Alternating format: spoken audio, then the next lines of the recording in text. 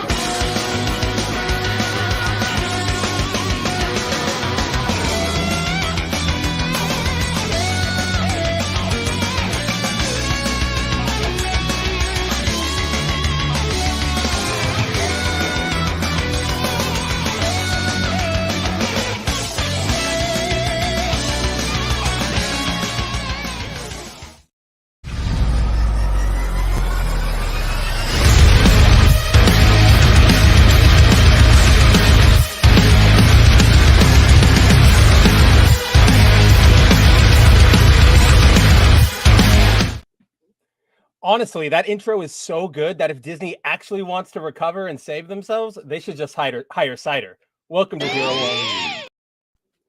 Oh, no, we're good.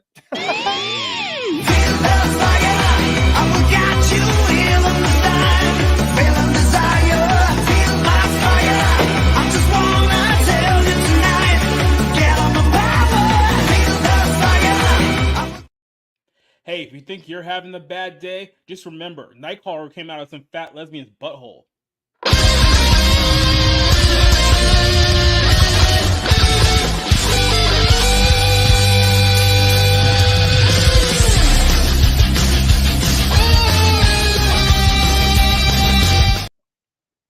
Nah, no fancy intro today. Just like the marvelous theatrical run. The two most uneventful events in entertainment this week: Josh's intro and the Marvel's last week in the box office. Hello and welcome everyone to another episode of the 01 Show here at Bounding Into Comics. I am your host and editor-in-chief, Spencer Bacouli. I am joined by my hosts, my friends, some of the best guys around here, Cider, Jacob, and Josh. I really hope the camera did that right because I know it reverses. And we are here to break down and blow away every awful piece of pop culture that came out in the last forever. That's what we're here to do. That's Forever. basically at the beginning. We're firing it off today. I know Cider's got it all fixed up and we're ready to rock.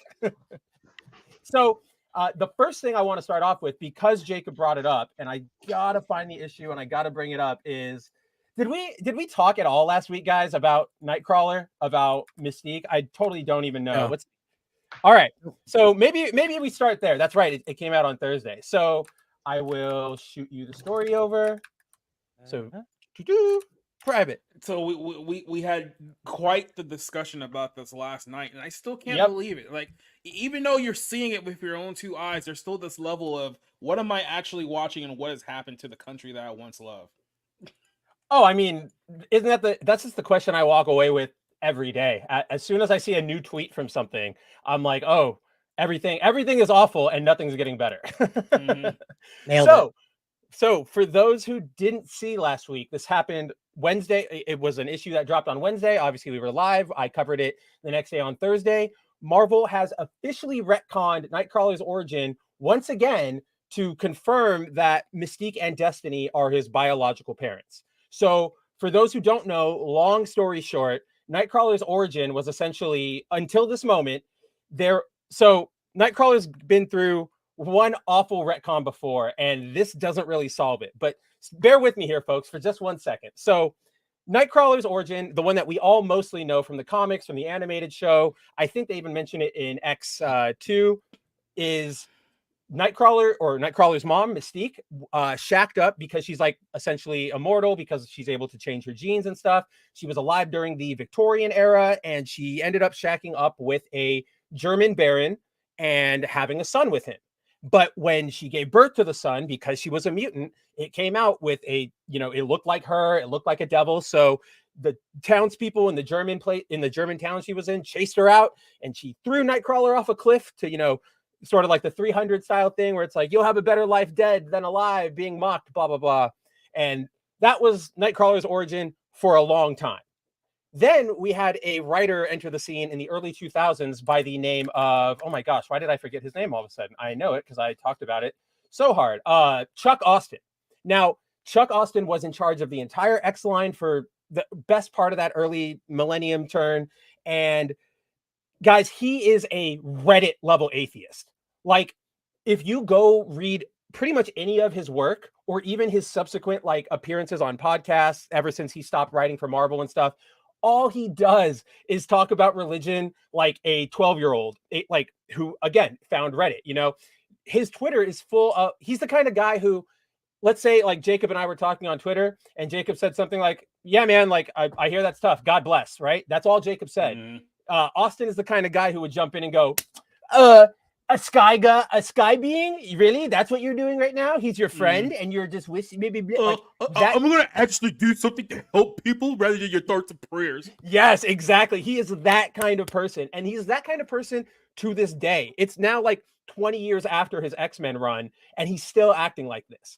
But as part of his X-Men run, he introduced this angle that rather than being like divine beings, mutants or angels and demons were essentially ancient mutants that existed long before humans. So, totally taking the religion out of the religion, all that sort of fun stuff. And that was his big plot thing. And as part of that plot, I don't even want to call it device, like that, just that plot, that storyline, Austin decided that not Mephisto, Azazel, who you guys all may know as the, essentially, if you saw First Class, he is the red-skin teleporter with a long tail and pointy ears, kind of like our boy Nightcrawler. But Austin revealed that, I forgot to mention, earlier, there was an earlier point right before Austin came on where they had revealed that Azazel, rather than the Baron, was the father of Nightcrawler, and that, explained his powers, all that fun stuff, blah, blah, blah. When Austin got a hold of the characters, he decided that Azazel was actually the biblical Satan, and he wanted Nightcrawler to become his, like, the next ruler of hell, and he did all these crazy things. He essentially What a nice dad. He tried to tell a Bible story, but of course he knows nothing about it, so he made it significantly worse. But like, that's the problem. He didn't even try to tell a Bible story. He tried to tell a religion is bad story, but it's like you said, Jacob, he only has the most surface level reading of everything. Like it's really bad. He does a lot. He butchers a lot of Nightcrawler's like Catholic faith and all that. He essentially erases it and makes it all, he retcons it away, but thankfully they re-retconned it, blah, blah, blah. So that was where Nightcrawler was. Or go ahead, Side. I said re-retconned it. That's good. Yeah, I know, right? Re-retconned it. But so that's where Nightcrawler's origin sort of stood for the longest time. He was the ancient mutant devil baby of Satan and Mystique, who was destined to take over hell, which was the brimstone dimension that he teleported through.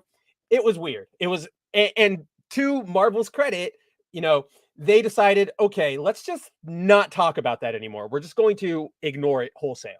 And so they did for the next, 20 years until last week. Nightcrawler's origin was that complicated demon angels thing, but just nobody said anything about it. Everybody always just sort of was like, your dad's Azazel, your mom's Mystique. Let's roll with that. So then we get this issue last week where it is revealed that Mystique and Destiny are actually, two women are actually Nightcrawler's moms. And the way it happened is Mystique is actually now, they've upgraded Mystique's powers to the point where she can now manipulate the DNA of any cell she comes into contact with. So that's where she was apparently able to like turn herself, like her eggs into sperm. They don't really explain it, but then it also gets weird because I'll break it down simpler. Hashtag blue dong. Hey, we did have that Watchmen article that blew up today. So look at that. That's the theme for today is blue dong. Well, so But this is the thing, is that Mystique has also in the past demonstrated that she can adjust parts of her body independent of her exterior. She's changed her yes, larynx to imitate voices, and she's got into the X-Mansion multiple eyes. times by using the retinal scanner. So if she can do this, if she can change her like retina right down to the point where she can mimic Charles Xavier's, it's not impossible to suggest that she can shapeshift her eggs as well. It's Oh, just that Marvel didn't need to put that in our heads. You understand? yes. That didn't need to be in our minds. None of this that like I'm 100% there with you, Cider. I know a lot of folks have disagreed with the idea of, oh, how can two women have kids? And I push back. It's sci-fi, whatever. It's weird, but at least it makes sense in canon. But I'm with you, Cider. They didn't need to put that image in our head. And I also just have to feel like this is a culture war swing, even at my core. Like this is coming from me because like this story. So there's a book running right now called Uncanny Spider-Man, which is a book about Nightcrawler. He's done with all the mutant stuff. He says, screw Krakoa. I'm gonna go. He goes and he hits up Spider-Man. He's like, can I borrow a suit to just, hang around New York and do my own thing? And so that's where this book comes from. And one of the main plot elements of that book is Mystique is gone crazy from all the Krakoa stuff, from losing Destiny, and she's in Central Park, sort of losing control of her shape-shifting, ranting about her baby, her missing baby the whole time. And so this reveal about Nightcrawler's parentage and stuff, they made a big to-do about it. They were like, oh, guess what? We're going to do this. Guess what's happening? And they framed it as honoring Chris Claremont's original intention, because X-Men writer Chris Claremont had originally wanted Destiny and Mystique to be Nightcrawler's dad, or parents, but it just never got canonized. It never happened. But so with them touting it and going, oh, look what's coming. And then also this story was told in a separate issue from that Uncanny Spider-Man tale. So like, if you read the issues, it's like normal issue 1, normal issue 2, normal issue 3, issue 4, Nightcrawler's like, okay, we need to talk. And he finally confronts her. And then there's a big black page that says, the story is to be continued in the X-Men Blue Origins one shot. And I'm just like, that it feels like you're milking this. It feels like you're commoditizing it. It doesn't feel like you actually care about Chris Claremont. It feels like you care about getting in a swing so that you can point to, oh, look, like two women having babies is in comics. Like, we've got it. This is our representative. Like that's just what it feels to me the entire time.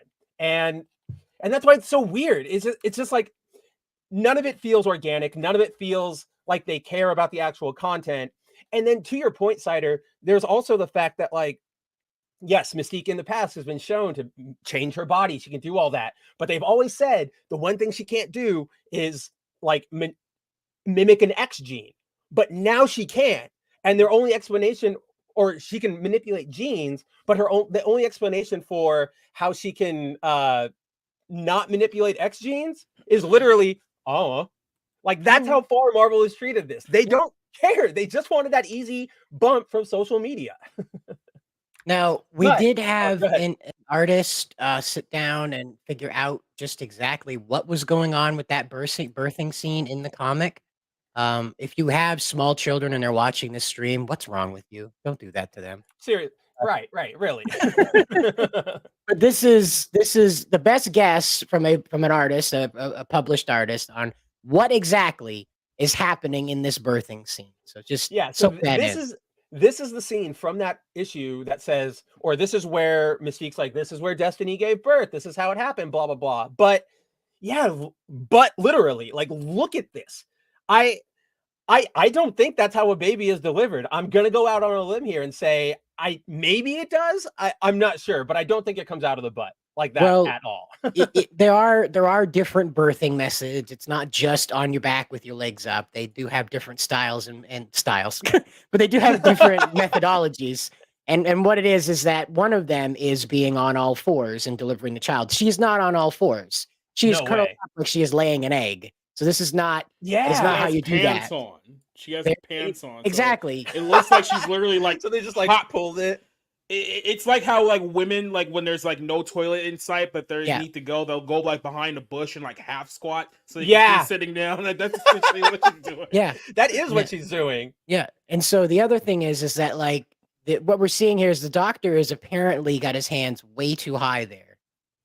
So like if you take he's either sitting, he's either got his hands on her lower back, right? Like he's like reaching like in like pushing it back in. handlebars. Yeah, right. He looks like he's about to yell Omaha. Yeah, really, right? And the other thing is that with his tie backwards, it looks like she farted and it's blown Yes. back the tie. And the lady in the background's like, wow, that was a loud and powerful fart. The fart angle, but that definitely comes across. The blonde lady in the background is like thinking to herself right now. It's like, I went $600,000 in debt for this. Like, this is what my life has now become. Somewhere Bob Iger is like, man, I bought Marvel for this. This is what I bought Marvel for. I mean, he's probably even happier over the very clear art error in this panel. If you guys can notice, obviously Destiny is the one giving birth, but if you, as Josh pointed out to me yesterday, take a look at Mystique. However they drew her, she looks pregnant too. So I'm thinking that nobody communicated and they started just drawing pregnant women everywhere. And then they went, oh, that's not actually her. That's Mystique, blah, blah, blah, blah, blah. It's not, yeah, like look at that. It's a very distinct baby. And she's got a beer gut. Hey, German beer can do that to you. Maybe she spent a little too much time in Arkansas and she just like too soon or not soon enough. This whole thing, this is a graphic toaster bath is what we're watching right now. That's what it just makes you like want to just end it. Like we said, we talked about this last night and I'm still just kind of in awe. Like this is what Marvel is now. Like this is what the top two comic brands in the world have become in 2023. So we know that since they've done this in the comic books, that it's only a matter of time that in 10 years, when we finally do get our X-Men movie that we've been waiting for like 7 years for, that this will probably be a scene, an official canon scene in that movie. Like this is what they're going to do in a film in several years. I brought this up on my stream last Friday, but I think it's relevant here. One of the things that this whole debacle with Mystique reminded me of is something I saw last week, which is you guys all remember the Green Lantern book that DC writer Tim Sheridan was writing, where it like blackmailed Alan into like doing sexual favors for the government, and it was no focused on having sex with J. Edgar Hoover in the woods. It's not the government. Very specifically, J. Edgar Hoover in the woods. J. Edgar Hoover, he is the government sider. It's true. But so Tim Sheridan, he was like, you know, he was like, oh, everybody buy my book. Please buy my book. Like, let's show these comic bigots what we're all about. Diversity, inclusion. Yeah. And then the book failed like miserably. And I was like, I saw somebody discuss, like, I was just in a thread of people discussing it on Twitter. And a lot of people were going, you know, you had a lot of people who are sort of in our camp who were like, well, maybe if you didn't retcon Alan and he wasn't like gay, like he wasn't supposed to be, it would be a better story, blah, blah, blah, blah. And you had legitimate people going, Alan Scott's been gay for 10 years. Get with the times. Like that's who he is. And I'm like, wow, they did it. DC and probably Marvel to a lesser, like a same extent did it. They retroactively were able to like rewrite. They retconned real life. And it's super crazy to me. It's like, I mentioned this last night too, like during the show. It's like they've taken people who were like Tumblr degenerate like hentai fanfic writers from like 2012, and they've given them jobs at legitimate comic book companies. So now these writers are just like writing their sexual fetish fantasies and selling them at $6 books. Like this is what the modern comic book industry has become now. No, I'm 100%. I believe that. Like the Tumblr crew. I mean, we can see how that Tumblr mentality still exists in even the pros. Because even today, I'm sure some of you have seen, there's a video going around of a comic book shop owner in Massachusetts complaining about the fact that, oh, nobody at Marvel writes the characters anymore. They self-insert. Go ahead, Sider. Yeah. That ties way better into your Tom something or other rejects the reality of comics. So if you that's actually a good point. That's a really good segue for that. So while we segue to that, I'm going to say hello to everybody in the chat. I know we had first was RJ McReady. What's up, buddy? Nice to see you. DZ3 was second with hello everyone. I got a campaign to run by with everyone that Mystique is a cuck. Explain your theory. At this point, probably. I mean, it's the X-Men. Who hasn't slept with who there? We have the political insider stopping by saying hi, hello. Who else do we have? We have RC Scott stopping by saying hello. What's up, buddy? Nice to see you as always. We have Josh, who cares about Josh? We have Mitch Ryan saying Azazel sucks. And yeah, I agree.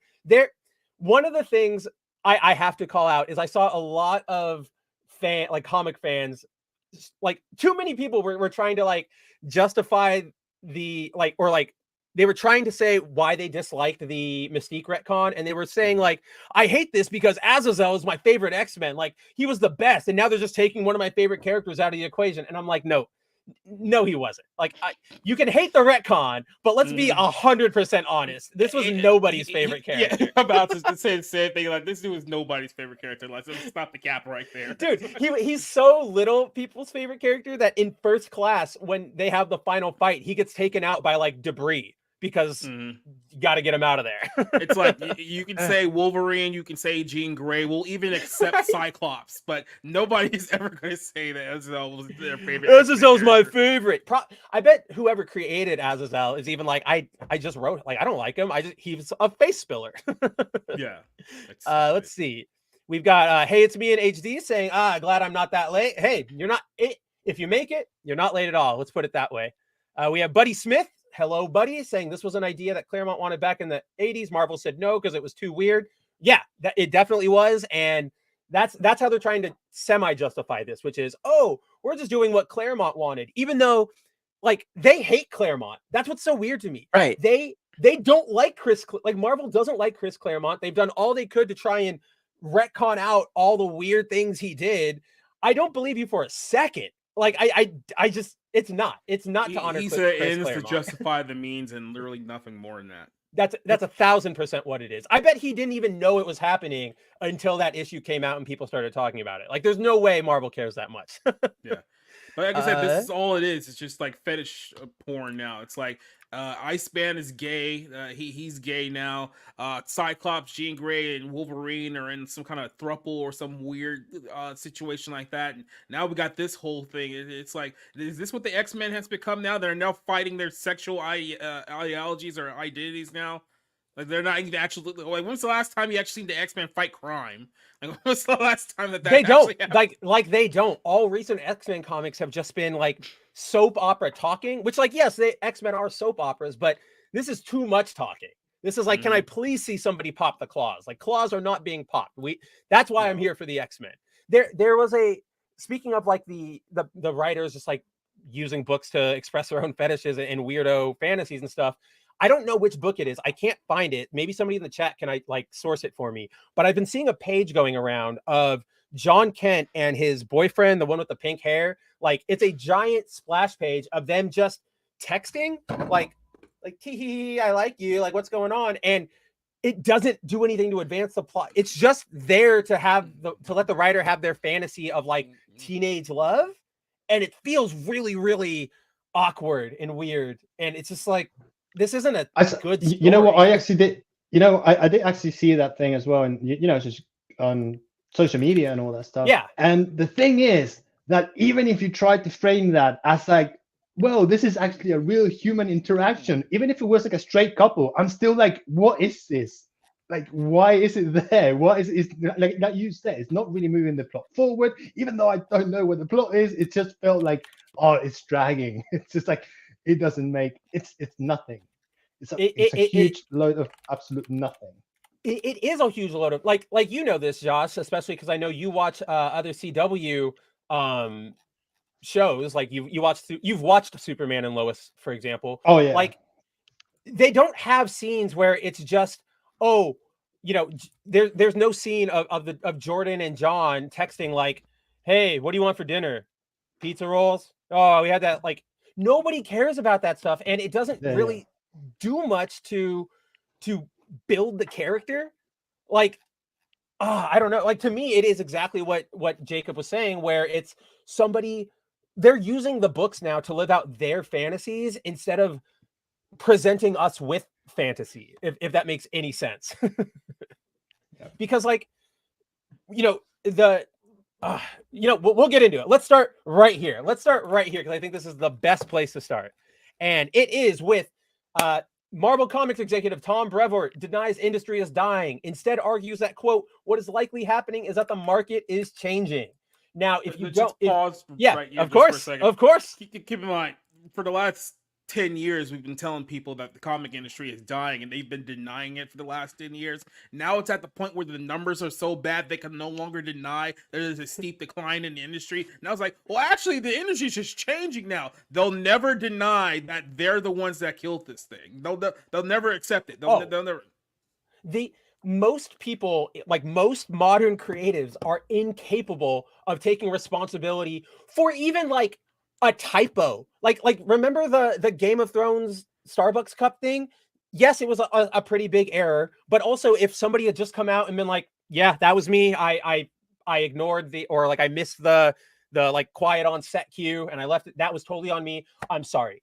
Instead of that, like or even the directors being like, yeah, we didn't catch it. Just any little bit of humility would have been fine. But we had the defense of like, oh, it's a big show. They're doing so much. You can't expect them to catch everything. And it's like, I literally can, because that's their damn job. Like that. Somebody's job is to catch everything. You're right. Somebody's job is to catch everything. Although I don't know, Cider, because I think you're referring to like the like the continuity people that they used to hire for these kind of things. I don't know how much that exists anymore, especially in this era of story matters more than canon, right? Like we hear coming out of Star Wars all the time. Because what the heck is an editor doing at the comic book firm now? What is their job? What is their job if they're not supposed to hold them to the continuity? Arguing on Twitter. It's arguing on Twitter and arguing in the letters pages. Like, just like a quick aside, you got one more day that comic book event where Spider-Man sold his marriage to Mephisto that everybody actually hates, and it's documented, and you can ask, the most neoliberal communist to the most, hardcore far-right nationalist, and they'd all hate it.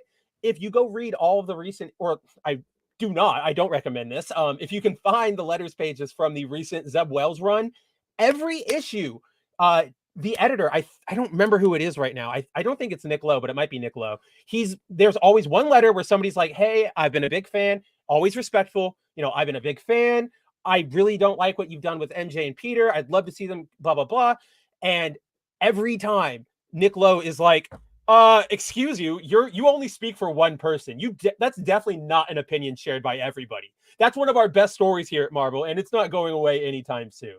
And it's hubris that I don't understand where it. Let me rephrase that. Like looking at reality, I don't understand why it exists, but I do know it's a side effect in reality of the of the trophy generation, right? Because all these writers growing up, they had all of their teachers, all of the people around them, presumably going, oh, you're the best. Everybody wants to hear what you have to say. What you do is going to be the best because you're you, right? And so they take that into their careers and they go, I'm writing Scarlet Witch. I'm writing Chasm. I'm writing whoever. I'm going to make them like me. I'm going to, whatever I do with them, people are going to love because it's me. Where they don't realize that, which is dumb, because in comic books, even more than movies, the main selling point is the character. Very rarely do you get books going, oh, that writer's on that character now I'm going to check it out. Like, it happens, but it's definitely not the same as like a movie where you go, oh, Ridley Scott's doing Napoleon now. I've never seen him do history. I'm going to go check that out, which apparently that movie sucks, right? I think you're talking about that on your stream. Yeah, it's pretty bad. But anyway, so we have, whoa, where am I scrolling? So Tom Brevoort, for those who don't know him, he is the Marvel Comics executive editor and the senior VP of publishing. He is also, if you check that, if you want to scroll down to that screen cap right there, Cider. So if you guys happen to catch the episode of Marvel 616 focused on Dan Slott, you will also have seen Brevoort here, who makes a very notable appearance as he basically trash talks Dan the entire time. The entire episode is so weird because it's supposed to be about why Dan Slott is such a great writer, why we assign him to everything. But everybody in that episode just goes, he's not good. He's not timely. He doesn't work with us. He spends all of his time on Twitter. And so that I say that to sort of preface, this is what we're about to hear is the opinion of a man who openly trash talks Dan Slott yet keeps him employed and recently renewed his exclusivity contract for like 10 years. It just happened last weekend. And so that's where we are. This is who we're about to get feedback from. So recently, I don't know if you guys saw, there was a piece published for both Bounding or on both Bounding and ICV2, right? Yeah, that's how you say it. ICV2, the comic data analysis website, right?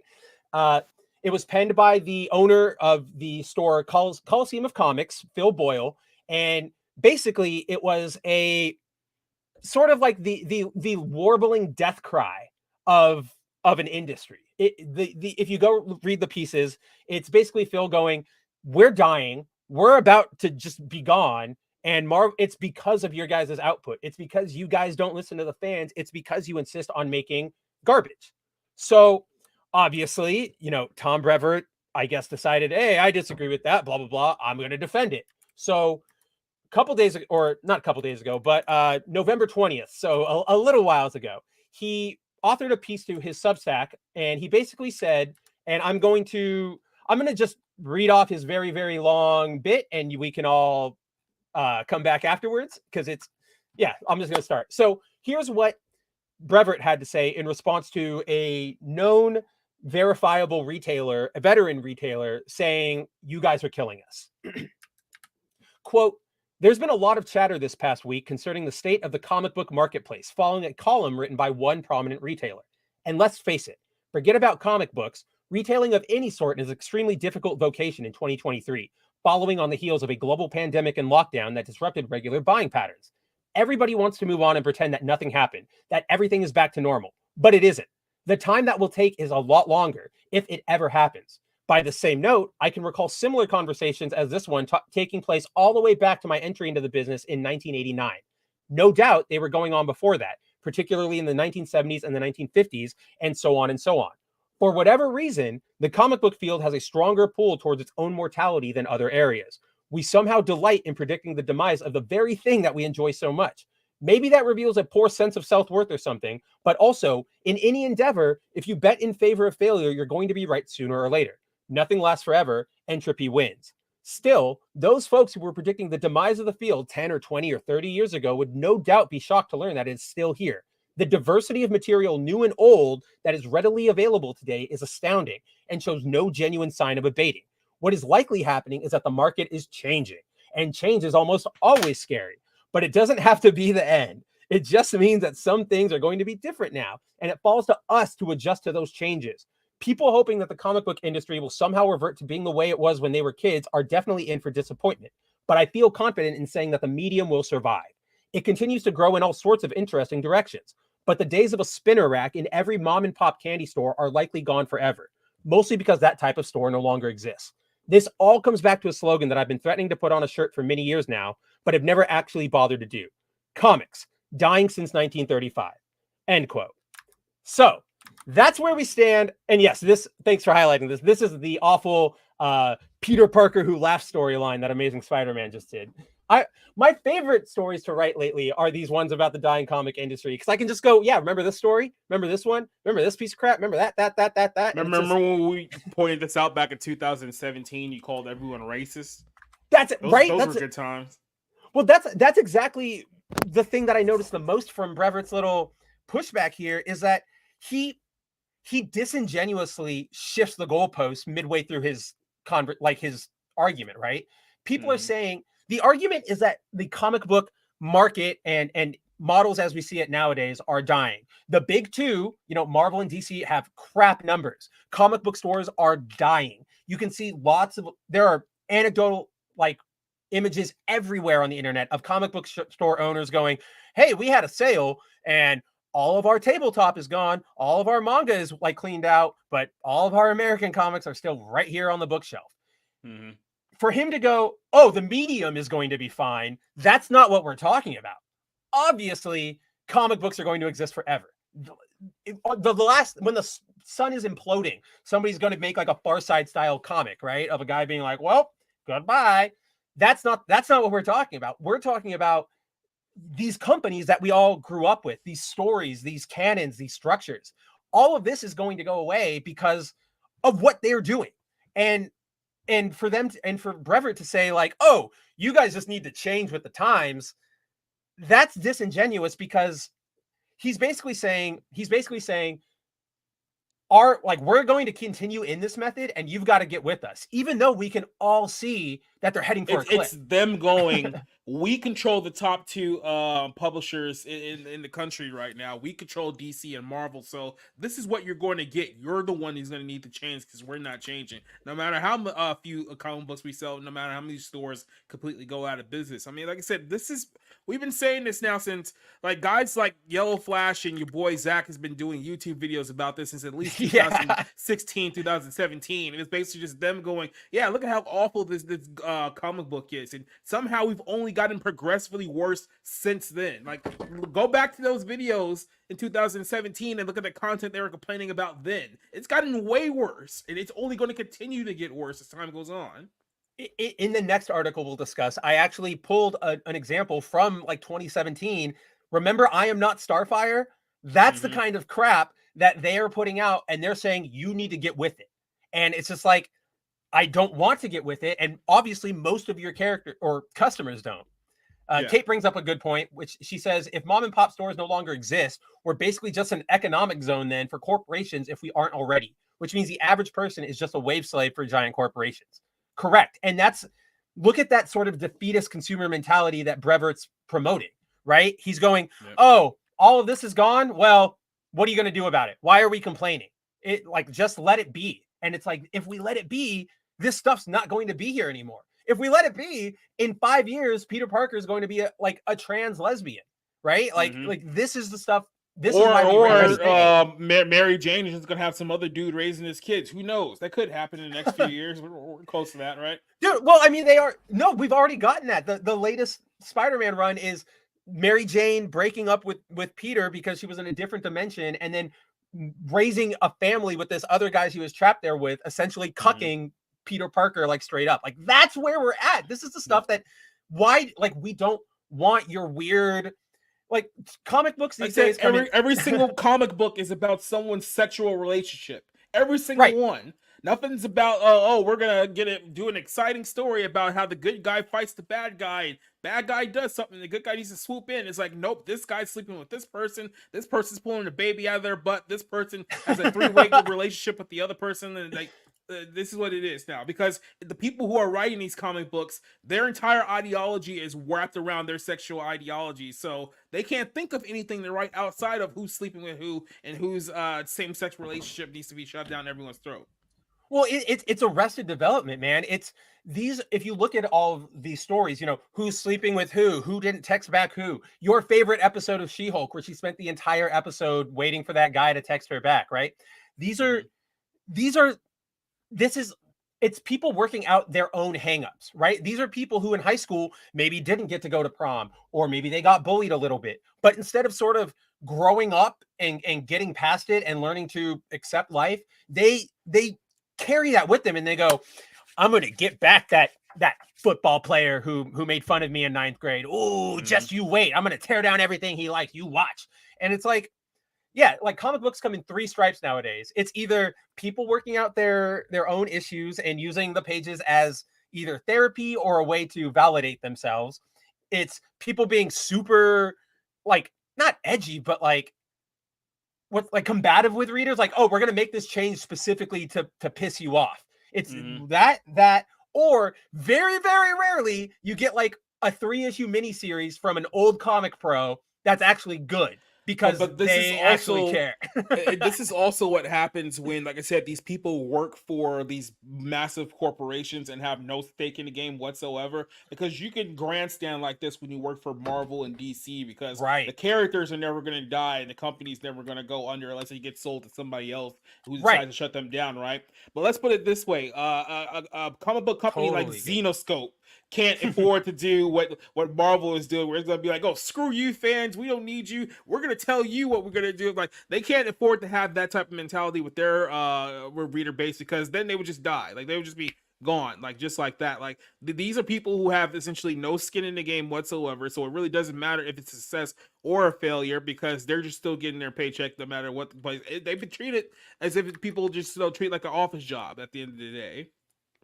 Well, like I think that point that you bring up of these characters and these like titles, this brand is never going to die, is another thing that they're sort of disingenuously throwing into their argument, right? Because obviously, everybody on the planet, even the most even like Nerdrotics and the Critical Drinker, they're like we all know that just by the sheer law of business and how big Marvel and DC is, no matter what, they will continue on as brands. If Warner Brothers and Disney fail right now, somebody will buy them up. Somebody will continue making Spider-Man. Somebody will continue making Batman. But that again, that's not what's in question. What's in question is what's that going to look like? We've already gotten to the point where comic books are just being farmed for movies and television, right? Yeah. I can easily see all of this stuff sort of being thrown into the back burner and just being used as legit IP farms, if they're not already, right? I mean, they already are. What am I saying? But it is bad. And I definitely think that the complacency that Brevoort is trying to instill in us, kind of like what Kate was saying, that's the worst part of it. If there are no mom and pop stores, that's fine. But guess what? What about the comic book stores?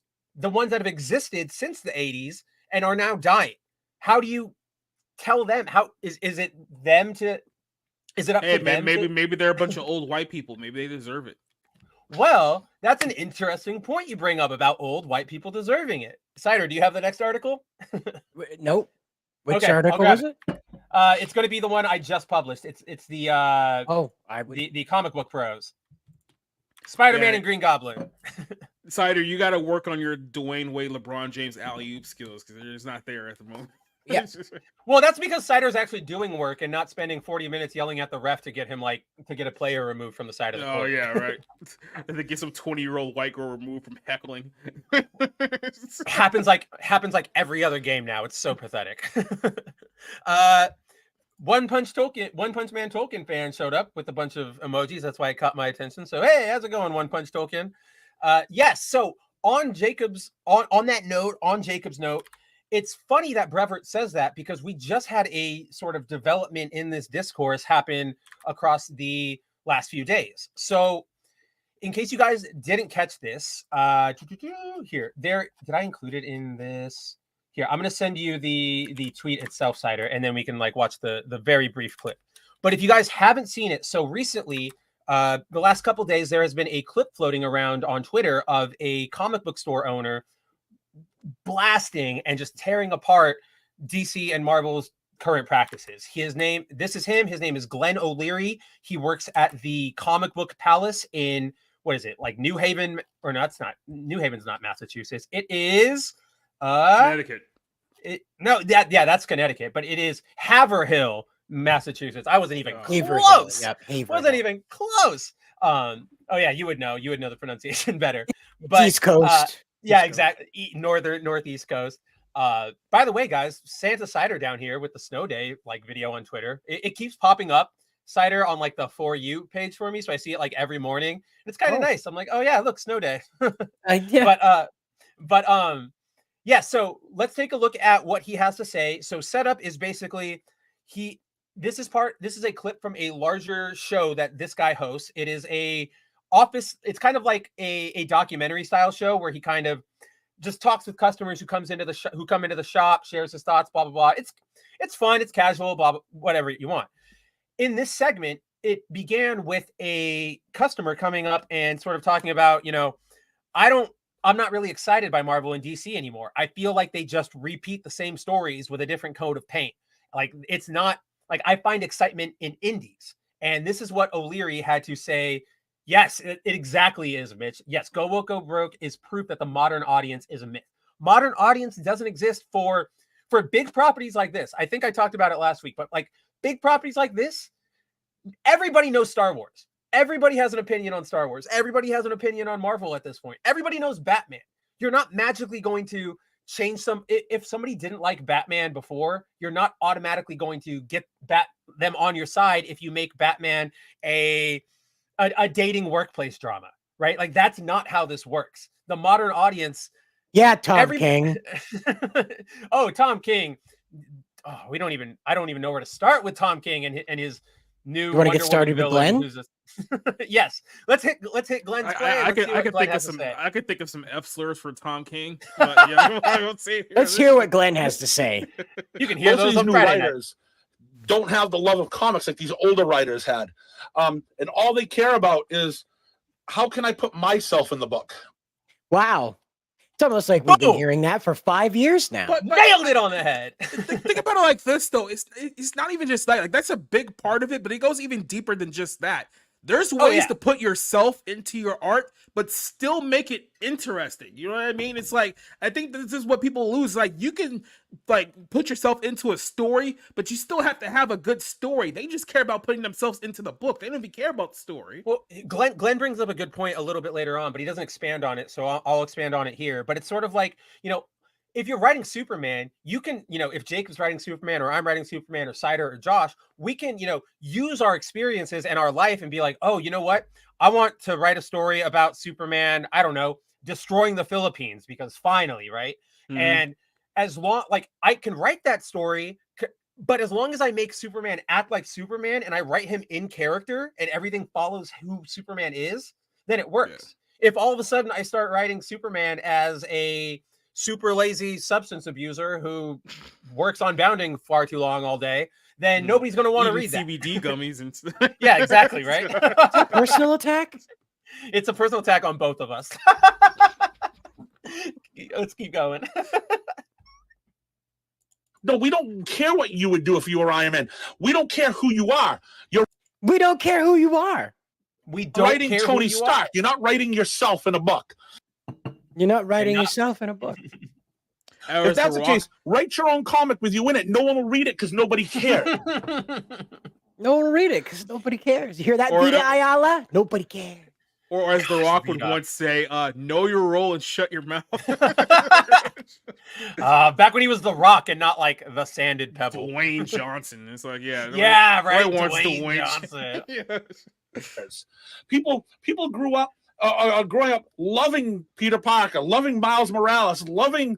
Well, okay.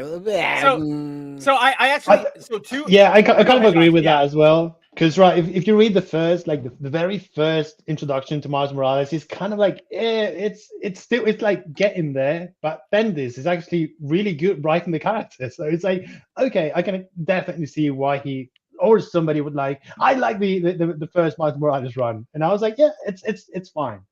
But then it became like a completely because what happens is like, and I've talked about this with John before when he was still here. It's characters like Kamala Khan or Miles Morales, they get created and their first stories are like genuine for the most part, like these specific types of characters, not the ones who are full on DIE creations, but like Miles Morales and Kamala were created to sort of make a character. And when they were introduced, they were character-based stories. It wasn't pushing any of that race stuff, blah, blah, blah, blah, blah. It was as soon as Marvel saw, people like Miles, people like Kamala. Well, guess what we can do? Now you're front and center in all of our pride pictures. You're front and center in all of our diversity books and all that stuff. You know what I just realized? What I just realized as well is that, well, if you had like when was the first Miles Morales comic book come out? When did that come out? Like 2011, 2012, whatever, right? So there was like no like politics, hard on politics or anything. But if you like look back and you kind of go like, oh, Brian Michael Bendis, but he's a white guy. Why is he writing this black character? And I think it has to do with that as well. So it's like, well, if I'm writing the character and I'm like the lesbian activist, leftist, whatever, right? It's like, of course I'm gonna, because I have to be consequent with my way of thinking, right? And if I write a character and there's no character like that, and that I can identify with, I just change the character to fit my thing so I can actually write this without getting the backlash from my own side. Maybe that's kind of like what it is, right? Ooh, well, I actually do think that there's something to that, because how often do we see like those super leftist writers being like, we need to change this. Like, you need to get with the, like, again, you need to get with the times. You need to change your business with us. And wrong side of history. That's the word I was looking. That's the phrase I was looking for. Cider. Yes, it's always, you got to be on the right side of history, and they always come in and they invade the books and they rewrite it like that. So and to that point, it like in doing that, Josh, it makes it like acceptable for them. So now I can finally enjoy Wolverine because now he's acceptably, neurodivergent and queer, whatever, right? Like Right. that is what they do. Jacob's got a good justify clip for it. this.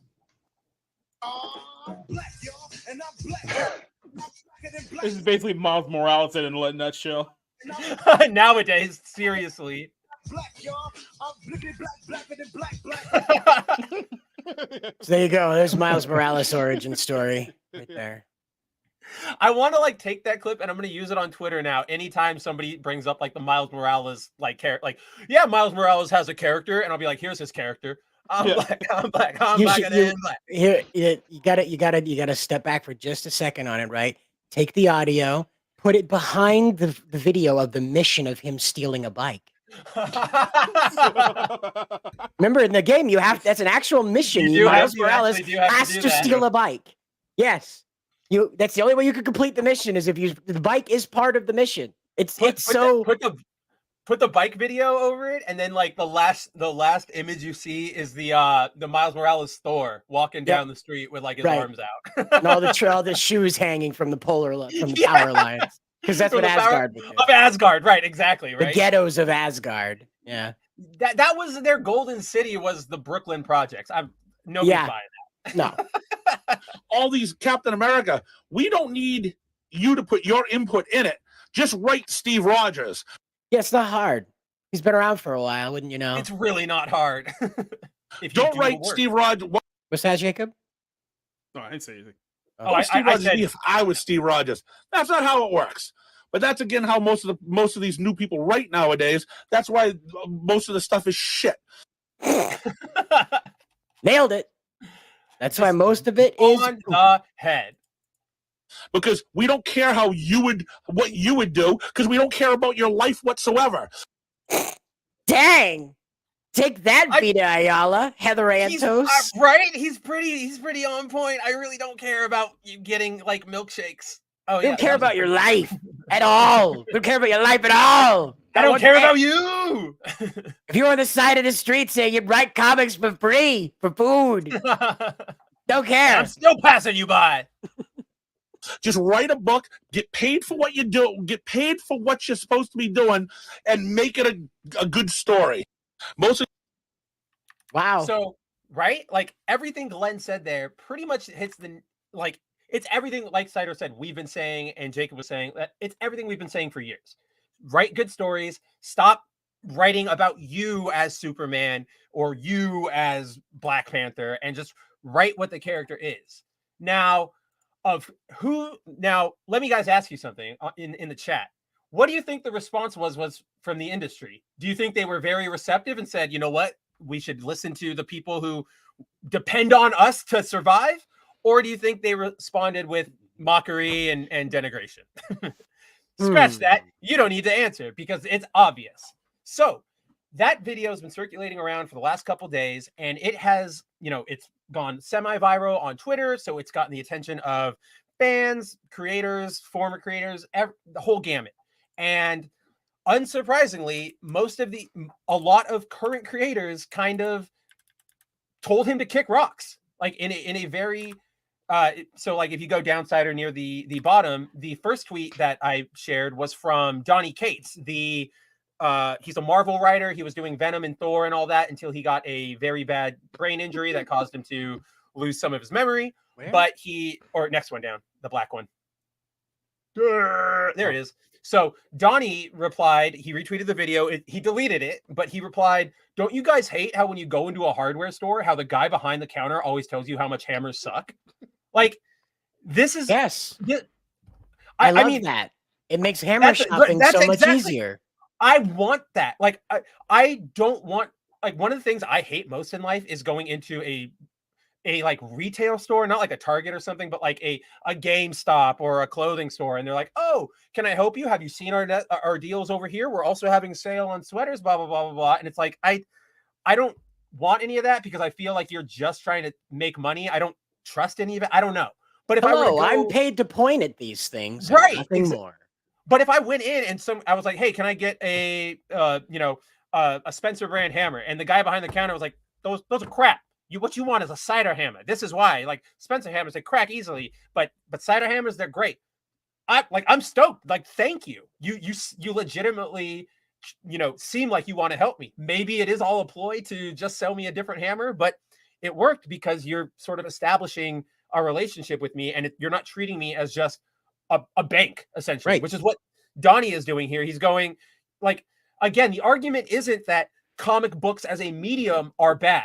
It is the very specific hammer that is being made, the very specific, somebody has gone and they've changed up the hammerhead where it's just a circle now, and people are going, we don't like this. We don't want a circle. If we want a hammer, we want to be able to hammer things in. And Donnie here is going, why do you hate hammers? I thought you guys were big hammer fans. Like, what is this? Yes, exactly, DZ. I want to know if the gamer comic book is good. So yeah, if the person can't recommend, I'm not shopping. And that's exactly it. But like, it's so frustrating. And he's not the only one who's like that. So if you guys don't know who Jamal Eagle is, he is a very notorious, honestly, he is a creator, but he just spends all of his day on Twitter trolling people. Like, he just gets into fights with people in our sphere. He, decries everything as racist. He follows Bounding just to retweet our articles and attack us and stuff. He's really, Nice guy. Twitter. Yeah, really nice guy. In no way is he Twitter brain poison, but Jamal jumped into the conversation by essentially saying, he's going to be real shocked about how all comics have been written and how writing in general works. His business is dying because he refuses to change with the times. Now, this particular one got me because, and I sort of mentioned it before, but what the hell can he do to get with the times in terms of comic books? He can't tell you, like, unfortunately, as much as he can try, he's not your publisher. He's not your editor. He can't tell you, do this, do that, write the story like this. All he can do is stock the stuff that you give him. And if your stuff isn't selling, I don't know how that is in any way on him. Like, does anybody know? Because it doesn't make sense to me. This seems to me that if it's not selling, it's because nobody wants your garbage. And if nobody wants your garbage, no amount of the shop owner, I don't know, what do they want him to do? Host a drag reading hour and promote like Marvel books? Like, that won't save them because the books are still bad at their core. And this is just more of the inability for these people to take responsibility for the damage they have done and are continuing to do. Yeah, exactly, Luigi. When I go to a music store or a video game store, I expect the employees to be music fans and video game fans. Yes, except for GameStop. I know too much about GameStop where, like, their core is, even if they are a fan, they're going to try and sell you on Call of Duty 3, right? Just because they need to make their numbers. Well, so when I go to GameStop, I GameStop. expect them to smell like weed and try to upsell me on a membership that's Is been that a dead for at personal least 15 years. Another one. What did I do? Cider's just catching strays today for no Exactly, reason. man. Like, what did I do? To be fair, the first stray was also self-inflicted. He was just standing behind me. Yeah, but right. I also, like, one of my favorite things, I don't know if they still do it, but when GameStop, the main thing they would upsell you on was like Game Informer subscriptions. I know they still make the magazine, but I don't know if they still upsell. And it was like, dude, I read all this yesterday, like on IGN. Like, I don't need the magazine. Like, get with the times. Am I right? Let's see. Hey, it's me, and HD says, exactly. I live by a retro game store, but travel 1 hour to another one because the employees are knowledgeable and friendly. I think that's a really good point. Hey, it's me, is that a relationship with a business or like a business owner can make all the difference in the world. Because I'm like you. When I was growing up, my local comic book store was very sterile. It was very much the guy who's in there, didn't want to talk to anybody, just was like, okay, take your money, purchase, go. But then I found one that was like 45 minutes away where the guy was like super like cheerful. He liked talking. He had recommendations all the time. He would essentially let me rent books. Like, he'd be like, here, take this book this week. If you like it, pay me for it next week. If you don't, no big deal. We'll restock it. So like, and so I went to him for the rest of forever until he shut down like a couple years ago. Yeah. And so Jamal goes on, a lot of these people, a lot of criticisms against Glenn were, oh my gosh, what kind of business owner would go on camera and in public and just trash talk the product they're supposed to be selling? Which, like, Is that not what you're supposed to do? I'm so what reality am I living in? I feel like that's what you're supposed to do. If the product sucks, if Target is stocking a bad television, right? They're going to pull it and they're going to make a complaint with the manufacturer and go, you just cost us sales, you cost us inventory, make it like, do better assembler, and they won't sell that TV. But for some reason in the comics industry, it's here's this crap, you better buy it or else you're actively working against us. And if you don't like it, that means you don't want your business to succeed. It's such it's so let weird. Let me ask this. So Josh, are you with us at the moment? Or did you step away? No, I'm here. Is Street Fighter 6 the best Street Fighter that's ever come out? I don't know how many genders are in it. Right? At least 4. So basically what I'm getting at is that like Street Fighter 6 is supposedly supposed to be the peak of everything they've learned throughout the Street Fighter development. This is supposed to be everything they put together, all the combat stuff, all the tournament stuff, all the user preference, and then all the social agenda. So it's supposed to be all that pretty stuff packed together. You know what I don't see? I don't see a lot of people playing Street Fighter 6. I see them playing the old stuff. They're not playing the new stuff. I see people making a lot of jokes about the new Street Fighter 6. Absolutely. I see a lot of that. But I don't see them taking it seriously. So to Jamal's claim here that you're supposed to be positive about all this stuff, sometimes, Mr. Jamal, when you are on the receiving end of bad news, you have to tell people it's bad news, right? You would hope that the people who are in the World War II listening towers to listen for the planes coming across the Pacific would say, that's a plane. I should tell people there's a plane coming across the Pacific because I was sent up here to listen for this plane. But did they consider the racial hierarchy of the manufacturing line that made that plane? I don't know if they did.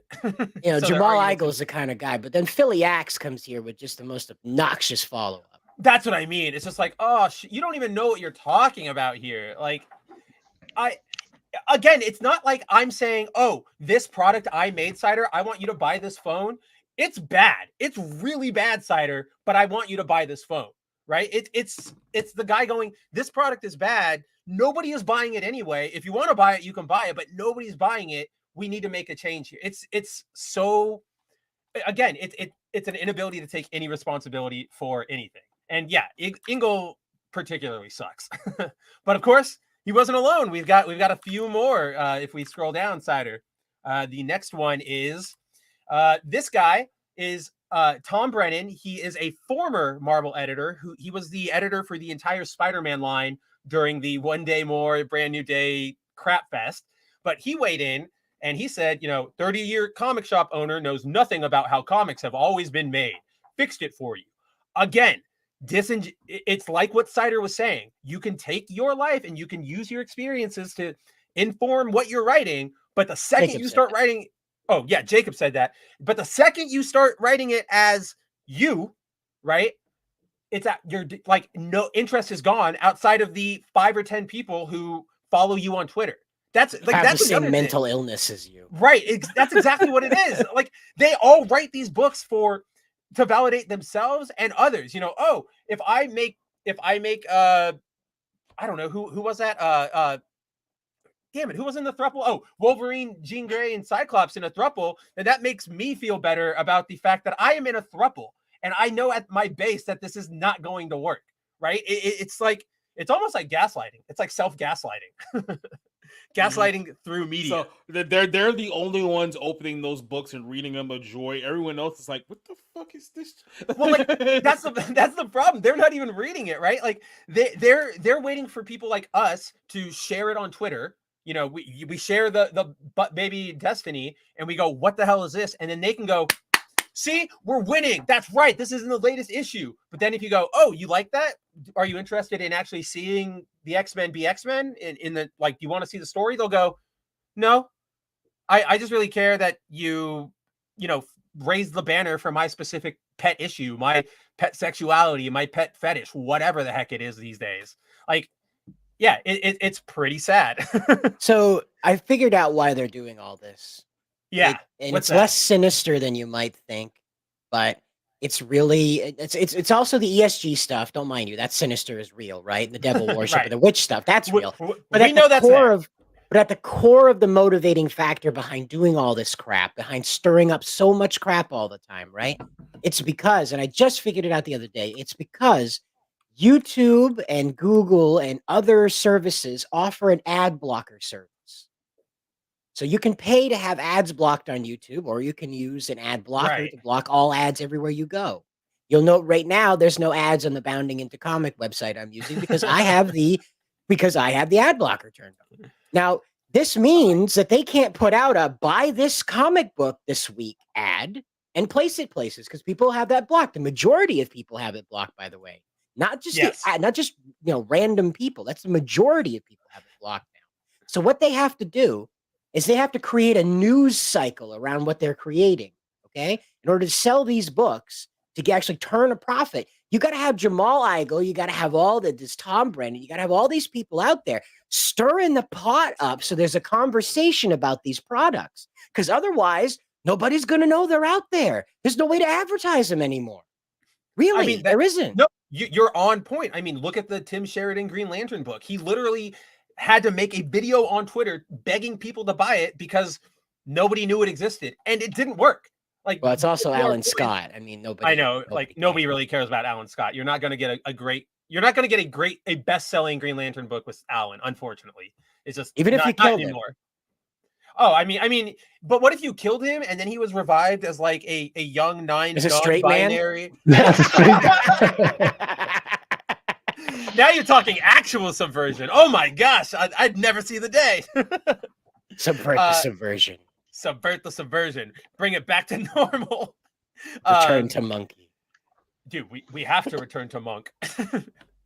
I saw a tweet today that said like all the primates except us are like near extinction, and I'm like, we gotta return to monk. Like, we won, boys. We won. Obviously, I don't see a gorilla with a gun. I don't see a gorilla owning a 30-year comic book shop. Now, do I? No. Dude, I've always wanted to see. We've never done this. Like, gorillas are terrifying. They're strong. They will rip you in half like you are paper. But we've never seen a gorilla on a proper strength training regimen. And I think it's about time we get a gorilla to start pumping iron, taking creatine. You know what we need? We need Animal Fight Club. It's like we got the UFC, we got all right, Michael Vick. We got boxing. Like put a silverback gorilla in a ring with like a grizzly bear. Just see who wins, and then just let them go. Jacob's like real life Pokemon. Anybody? Yeah, right? Real life Pokemon. Pay-per-view. That's because we were watching Pokemon videos before the stream. Shauna, if you're watching, I can make it happen. Okay, I can make it happen. Bounding can be the animal fight headquarters. I mean, and you know what? I'll even sweeten the pot. I will fight a kangaroo in the ring like they used to do. There you go. It's a title fight event right there. I'm gonna get thrown around, but I'm there. You get a lion and a tiger. You feed them nothing but salt water for 3 days, and you just let them go at it. Salt. Oh, so they're crazy. Okay. Yeah. All right. Yeah. Yeah. You can throw Peter Dinklage in the middle of it. It'd be great. Jacob is just setting up his revival of like Christian Rome, like that, or not Christian Rome. Yeah, Christian Rome. Like that's what he's setting it up. He's just setting up the arena pits and everything for us to go into. All the witches from Agatha. The only difference is that mine's is gonna have Bruce Buffer as an announcer. Yes. Good choice. Oh, can you also get Ryback as like a commentator so I can just watch him eating chips all day? Like that's my favorite thing. That's the only thing he's doing. He ain't wrestling anymore. So. Well, he's also making kids who look exactly like him. No, that's Brock Lesnar. Yeah, oh, that's right. That was Brock Lesnar. That was Brock Lesnar. Mm-hmm. Yeah, his daughter looks like a mini clone. That dude couldn't win a paternity suit. He tried. And yeah, so Mitch brought up the last argument. This is how comics have always been made, is a moot argument, and that's true because we're either supposed to be changing with the times or working as things have always been, right? This doesn't.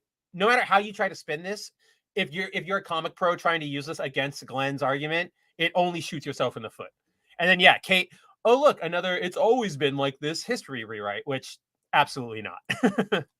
Then we had Ram V, who is currently writing Carnage and Detective Comics. He kind of jumped on that same train. He said, anyone who describes writing as You get paid to write the stuff we want, has not a clue what writing is about. I don't know how many people need to hear it. That is simply not how art or creativity works. And look, on one hand, he is correct. The abject concept of art and creativity does suffer when money enters the equation, when it's being made for money. But the problem is that is exactly what your job is. Your job is to write the stuff other people want to read so that your company can get money and continue making this stuff. Like, this is again just how full of themselves they are. Yes, I understand and I respect the artistic process and everything, but you aren't Van Gogh. You're not the artist in residence of like a king in Naples. Like, you are a comic writer. You're not sitting on your balcony and painting as the sun is going down. It's like you're working for a business. Like, give people essentially what they want. They'll pay money, and they pay a lot of money because these comic books are not cheap anymore. No, it's like, give them they actually want to read. Like, they're like $5 standard now. Get out of here. Yeah, like that's insane to me. But yeah, like that's exactly it. He's not sitting there, painting the world's greatest portraits. He's not sitting and writing like creative expertise, like what do you call them? Like dissertations on philosophy or writing original plays. You are writing something. You were literally hired. Put it to you this way: you're not Bob Ross. Sit down. Yeah, dude, you're not Bob Ross. You're barely even like a Twitch thought, right? You're not even Joe Ross. You're not even like his less successful brother. And see, people are going, "Who's Joe Ross?" Exactly. Happy little accidents. That's what my mom would call me. But anyway, no, I'm kidding. I'm joking. I'm Ryback. I know, it's my favorite clip. You had it on Jacob's stream when you were uninterested in the topic, wrestling. And I was like, this is rules. But then in addition to Ram, we had the final commentator in this chain is one Ron Mars, who you guys might know as the longtime Silver Surfer creator or writer. He created Kyle Rayner. He's a pretty significant figure in the industry. And Ron, he echoed Ram and he said, it's not a restaurant and you don't get to order off the menu or what you want off the menu. And then, so he got pushback from somebody who asked him, quote, "Don't you though? You ordered Batman. You expect Batman. I see his point, but when you're browsing shelves of floppies, it may as well be a menu." And Ron, argued back, "No, you don't. No, you don't get what you ordered though. At a restaurant, you order what you want, say a steak medium rare with mashed potatoes, and it's made to order just for you. Batman comic or any comics are not made to order just for you. You buy or don't buy something that's already made." Cool, I won't buy it. That was easy. Right. Like that's, first of all, I'm not going to buy it. Second of all, Ron, you're wrong. Like it is a menu. It's a menu of, when I go into a restaurant, cheeseburger, hot dog, hamburger, right? Spider-Man, Batman, Green Lantern. What does this burger have? It's got tomatoes, lettuce, cheese. Okay, what does this book have? It's got Zeb Wells and Chasm and no Mary Jane relationship. Oh, I don't want that. A lot, like, I've never gone into it. It's not hometown buffet. When you go into a restaurant, nobody's going, "What exactly do you want?" Like if I go into McDonald's, I can't go, "Hey, can you make me a turducken right now?" Make me a Whopper. Right, exactly. They can't do that. Well, I mean, they're the same thing. So you go to Carl's Jr. and they tell you that, all we're selling is cereal and corn chips. But it's like, right, but I want a burger. It's like, that's not how this works.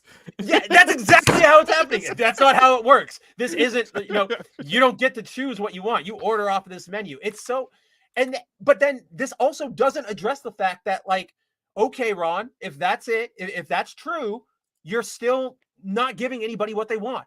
Even if this isn't, even if we're not ordering out off a menu, we're still, essentially what you're telling us is this is the equivalent of like a chef's choice. Like when you go into a fancy restaurant and the chef has made the menu for that night and he's specifically like handpicked what sides, yada, yada, yada. Maybe he's experimenting.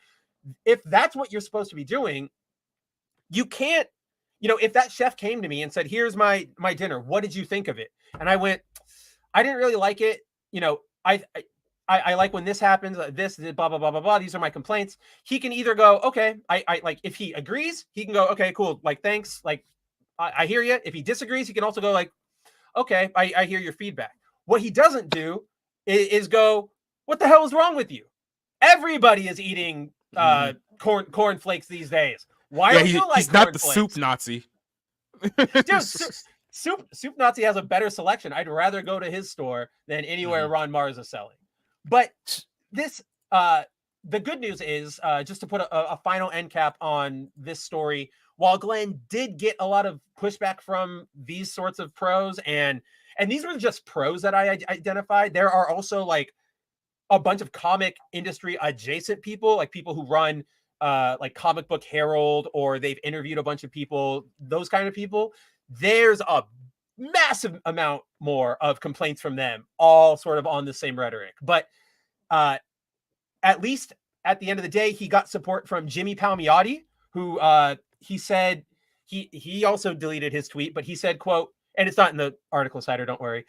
He said, quote, it is something I tell newer writers all the time. Read all the history of the character and understand their motivations and why the audience fell in love with them. It will help you understand who they are. So if you change anything about them, it's in line with who they are. So Palmiotti hits it on the head. He's on O'Leary's side. And then Mark Millar, you know, the Ultimates, Kick-Ass, Nemesis, all that fun stuff. He had Glenn on earlier today on his Millar Time podcast, and they kind of just talked about it more. And so I guess the takeaway from this is that the comic industry is as dumb as ever, but clearly there are some people who know what they're talking about, but they're also like longtime pros. I have that. Millar's been here for a while. Oh, do you have it? Yeah. Oh yeah. You see, 30 minutes. I have no idea what they talked about. I have no specific... we watched it on John De La Rosa's stream. It's trimmed right down to just talking about the event and how Glenn received it, and that's all it is. So all right. Well, it's okay if it's a half an hour. It's a half an hour. So if you want to, it's okay. But the opening is pretty solid on who Glenn is. So let's just listen. Yeah, hit it. Thanks very much for taking the time today. I always if you don't know, yeah, Mark Millar is very Scottish. Mark Miller, excuse me, is very Scottish. Been quite a week for you. We're only on Wednesday, and it's already been quite a week. How's it been for you? You know, it's crazy. It's we haven't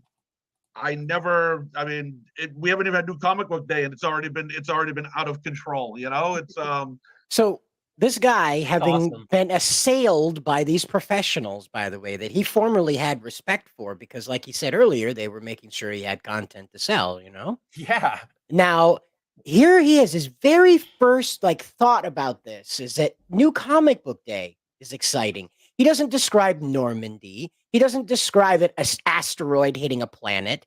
What his first thought to compare the excitement of this entire event is comic books. That's a true blue comic book fan. Right. I never intended for the world for this to blow up. It was just me talking on one of my videos, just giving an opinion. I never thought that people would actually flip out over it.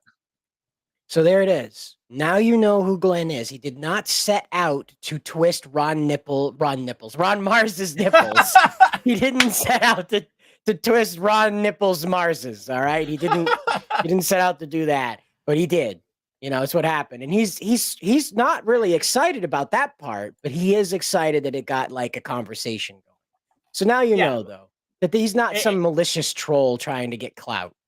And I will at least speak from my end, and maybe you feel the same way, Cider. But even watching that video, I didn't get the sense that he was doing anything but giving his own honest opinion. It didn't feel like he was trying to specifically attack Mr. Nipples or anybody. It was just, oh yeah, I'm talking in the shop and here's my opinion. So yeah, I'm really glad that he's getting more attention. He's getting these opportunities to talk, because if we didn't have people like Mirar, the only people talking about this, the narrative would be formed by all these pros who are saying everything's fine. Don't look over here. Everything's fine. He's just totally a racist.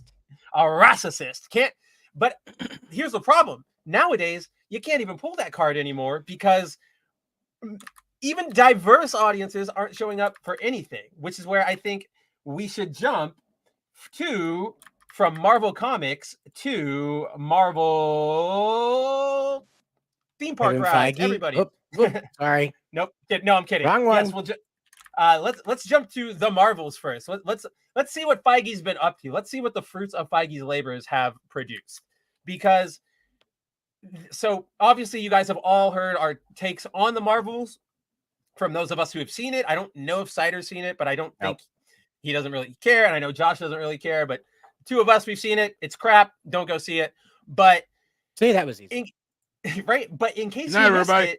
it, just for the rest of the year, just for the next like few weeks, just replay that 2-second clip of the Marvels is dumb. The Marvels is dumb for the like 2-hour block on Wednesday, and you've got us. Yeah. But if you guys didn't know, despite the fact that it is a bad movie and it's it's doing really poorly for Marvel, it's been setting a lot of records, and it even got to take home one last one this past weekend. So if you guys didn't know, from these past few weeks, the Marvels has taken home, I think to this point, 4 MCU records. It had the lowest opening, the lowest Monday, and the biggest drop off, right? Or the second weekend drop off, where and that, so not only is are those all like MCU records? So this is officially like the bottom of the bottom when it comes to performance for Marvel, but that second weekend drop off is it's not just Marvel movies that it tops. It is the worst second weekend drop off for all comic book movies. The previous holder was freaking Morbius. That's where we're at right here. The Marvels is beating Morbius, but in its proper exit from the theater. So theatrical runs are typically 3 to 4. Yeah, go ahead, Cider. Yeah, Spencer, that means it's Marvin time. Marvin, it will soon be Marvin time. When they bring, after they do the Pixar re-releases and they put the Marvels back in theater because people love it so much, it's definitely going to be Marvin time. But in exiting its theatrical run, so theatrical runs are like proper theatrical runs are typically 3 to 4 weeks, and then at 4, theaters can decide what they want to do with the film. They can either keep it running or they can cut it, or sometimes they have to cut it because of scheduling contracts, blah blah blah. But at the close of the Marvels official, what do you call it, box office run, its total domestic number was only $80,750 or $80,752,000. Like very, very poor. And in that same time frame, internationally, it only pulled in 116,000, and that's in all the markets. I believe it does have a release in China as well, which means which also, like, we've known for a while that China doesn't care about the MCU anymore. It's pretty funny. Every time soured on it. Oh, they're so soured on it. Every time Disney like fights to get one of those release dates over there, it massively underperforms. Like, it's bad. But yeah, so well, you know why? Because they can do it all better. They've already stolen all of our technology. No, Xi Jinping last year put out an edict to the schools in China that they are to discourage Western media. So the kids go to school. Yeah, I didn't hear the media part. Oh yeah, they're not allowed to celebrate Halloween. The only Western holiday they're allowed to celebrate is Christmas in school. That's it. Not nothing else. Christmas is it. And they're even pushing to get rid of that. So they're going like full communist. Well, they're going full rogue state. They're going North Korea is what they're trying. Actually, yeah, they're being insulated and stuff. Yeah, exactly. So what that means is that the kids who would be the draw to get the adults to go to these movies, right? Mom, I want to go see Shang-Chi, you know, that kind of thing. I want to go see the movie where they make the Chinese jokes, you know? So you know, that's gone now. And you've seen the videos of those kids. They're regimented in school to repeat that I hate the West. I hate the US. I love China. They're regimented to repeat that, you know? Dude, those videos are terrifying. So that's being applied to Marvel is what I'm getting at, though. Yeah. Is that's why China's box office records have been in the dumpster for everything that goes over there, because the youth are being told, you're going to super jail. You're going to super hell if you watch that. And arguably you kind of are, because like, man, it's like it's like a mind prison they put you in these movies. Did you see the one Cider WDW Pro showed me this the other day, but apparently right next to Disney Shanghai, there is there's right like over the tree line is a concentration camp for like political prisoners. Like Yes. it's insane. Like it's very jarring. They deliberately put the camp in the background in Mulan. I I remember guarantee that. you, Yes. they deliberately put it back there to flex and say, "This is your fate." Not that it's supposed to be part of the movie, but the Chinese citizens all know what Yes. that place is, and it was supposed to say to them, "We're watching you," and the West doesn't care about you. That's what that was supposed to say to them. See, I think it's that, and then I also think it's a flex in the sense that it's like, look, we're flaunting this thing that you guys all say is wrong, but you can't do anything because you have no Can't power. stop us.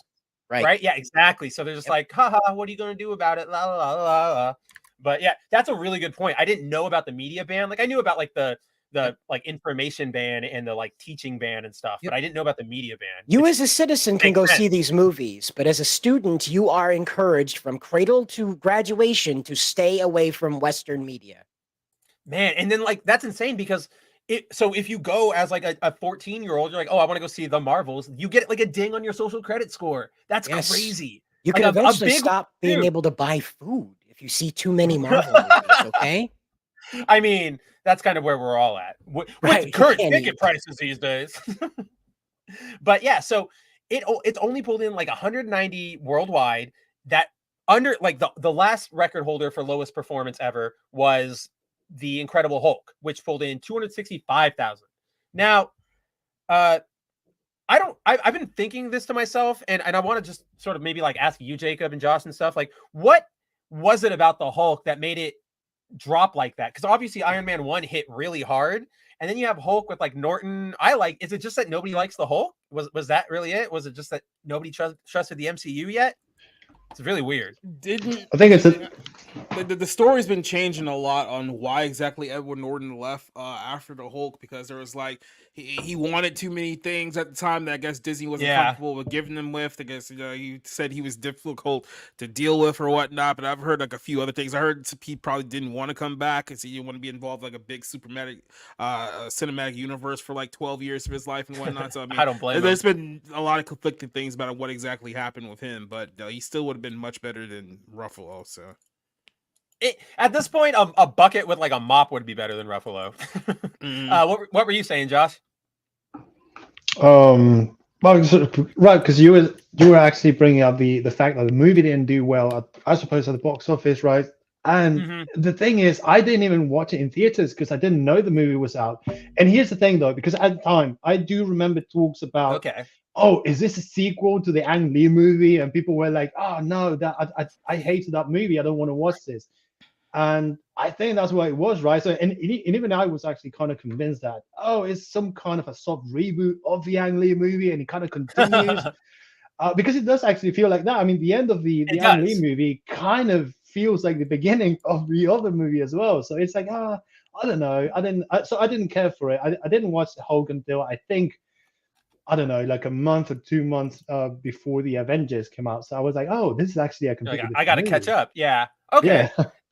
Like the lack back of then, you advertising, only needed to watch like two movies to right, to like get all caught up. 3 movies maybe, and you can get everything. Now it's 20 plus films. Like, and I don't think it's a bad movie. The problem is that it's just you watch Iron Man first, and you're like, oh, right. So that's a really good point too.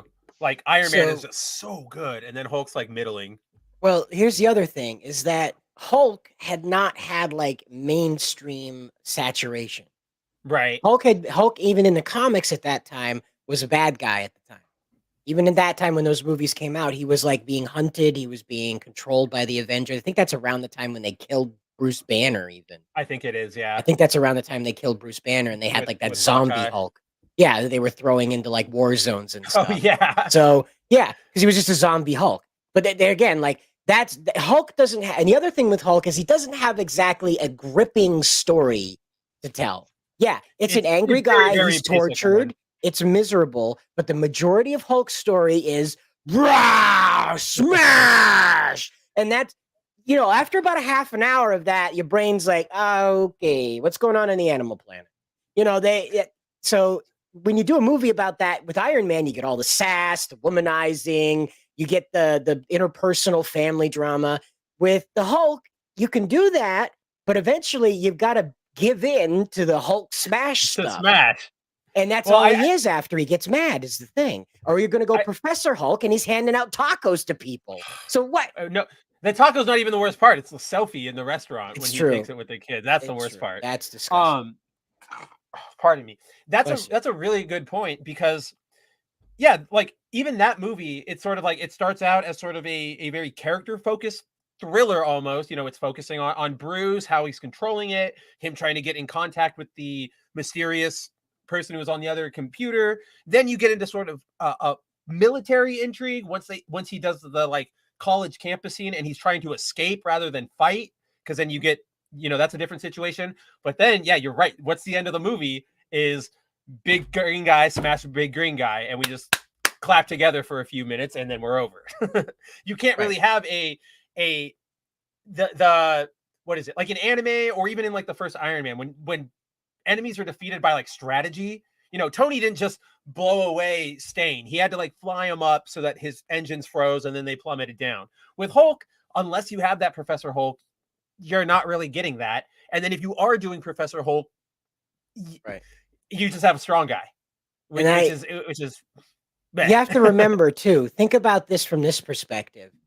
Disney sat down and pulled tooth and nail to get Spider-Man into the MCU, right? Now they have Hulk, right? But they're not making solo Hulk movies, and their excuse is that Universal has distribution rights, and they don't want to make movies for Universal distribution. But that's their excuse to not have to make a Mark Ruffalo standalone Hulk movie that about 40 minutes into, your brain's just going to wax over because it's just CGI bukkake everywhere. It's CGI bukkake, and then it's just, do you really want more of that like Hulk that he plays? I hate his Bruce Banner. It's so it's just bad. Yeah, no, that's a really good point, and I love that the Universal like ding, right? Like, oh yeah, we can't do partnerships with them, but hey, Marvel, or hey, Sony, like we'll totally help you out. Yeah. Quick aside, because I didn't know this. It's old news, but I just learned it this week. So we, in case you guys didn't know, like the chat didn't know, Amazon earlier this year signed a deal with Sony to make Spider-Man shows without Spider-Man. Yep. So the first one they announced was a Silk show, and then a Spider-Man noir show. And what I just learned is that the noir show, that's not Peter. The Spider-Man noir is not going to be Peter Parker, and that's insane to me. That's just like that's dumb. It's dumb. To me, it's like another ding in his, more erasing of Peter.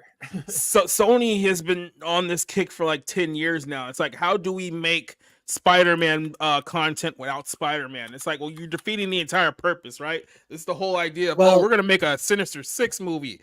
Is Spider-Man going to be in it? No. Like, cool. See, here's the thing, is the Ditkos are dangerously, for Marvel, dangerously close to winning the lawsuit to control Spider-Man. Right? That's still going. Awesome. Now, I hadn't heard any updates. Siegel and Schuster's family lost Superman. He's going to time out eventually. They're going to have to retire him. I think that's why they're pushing John Kent so hard. But now, see, this is why they're doing Spider-Man shows without Spider-Man. This is why they're doing why they want to introduce a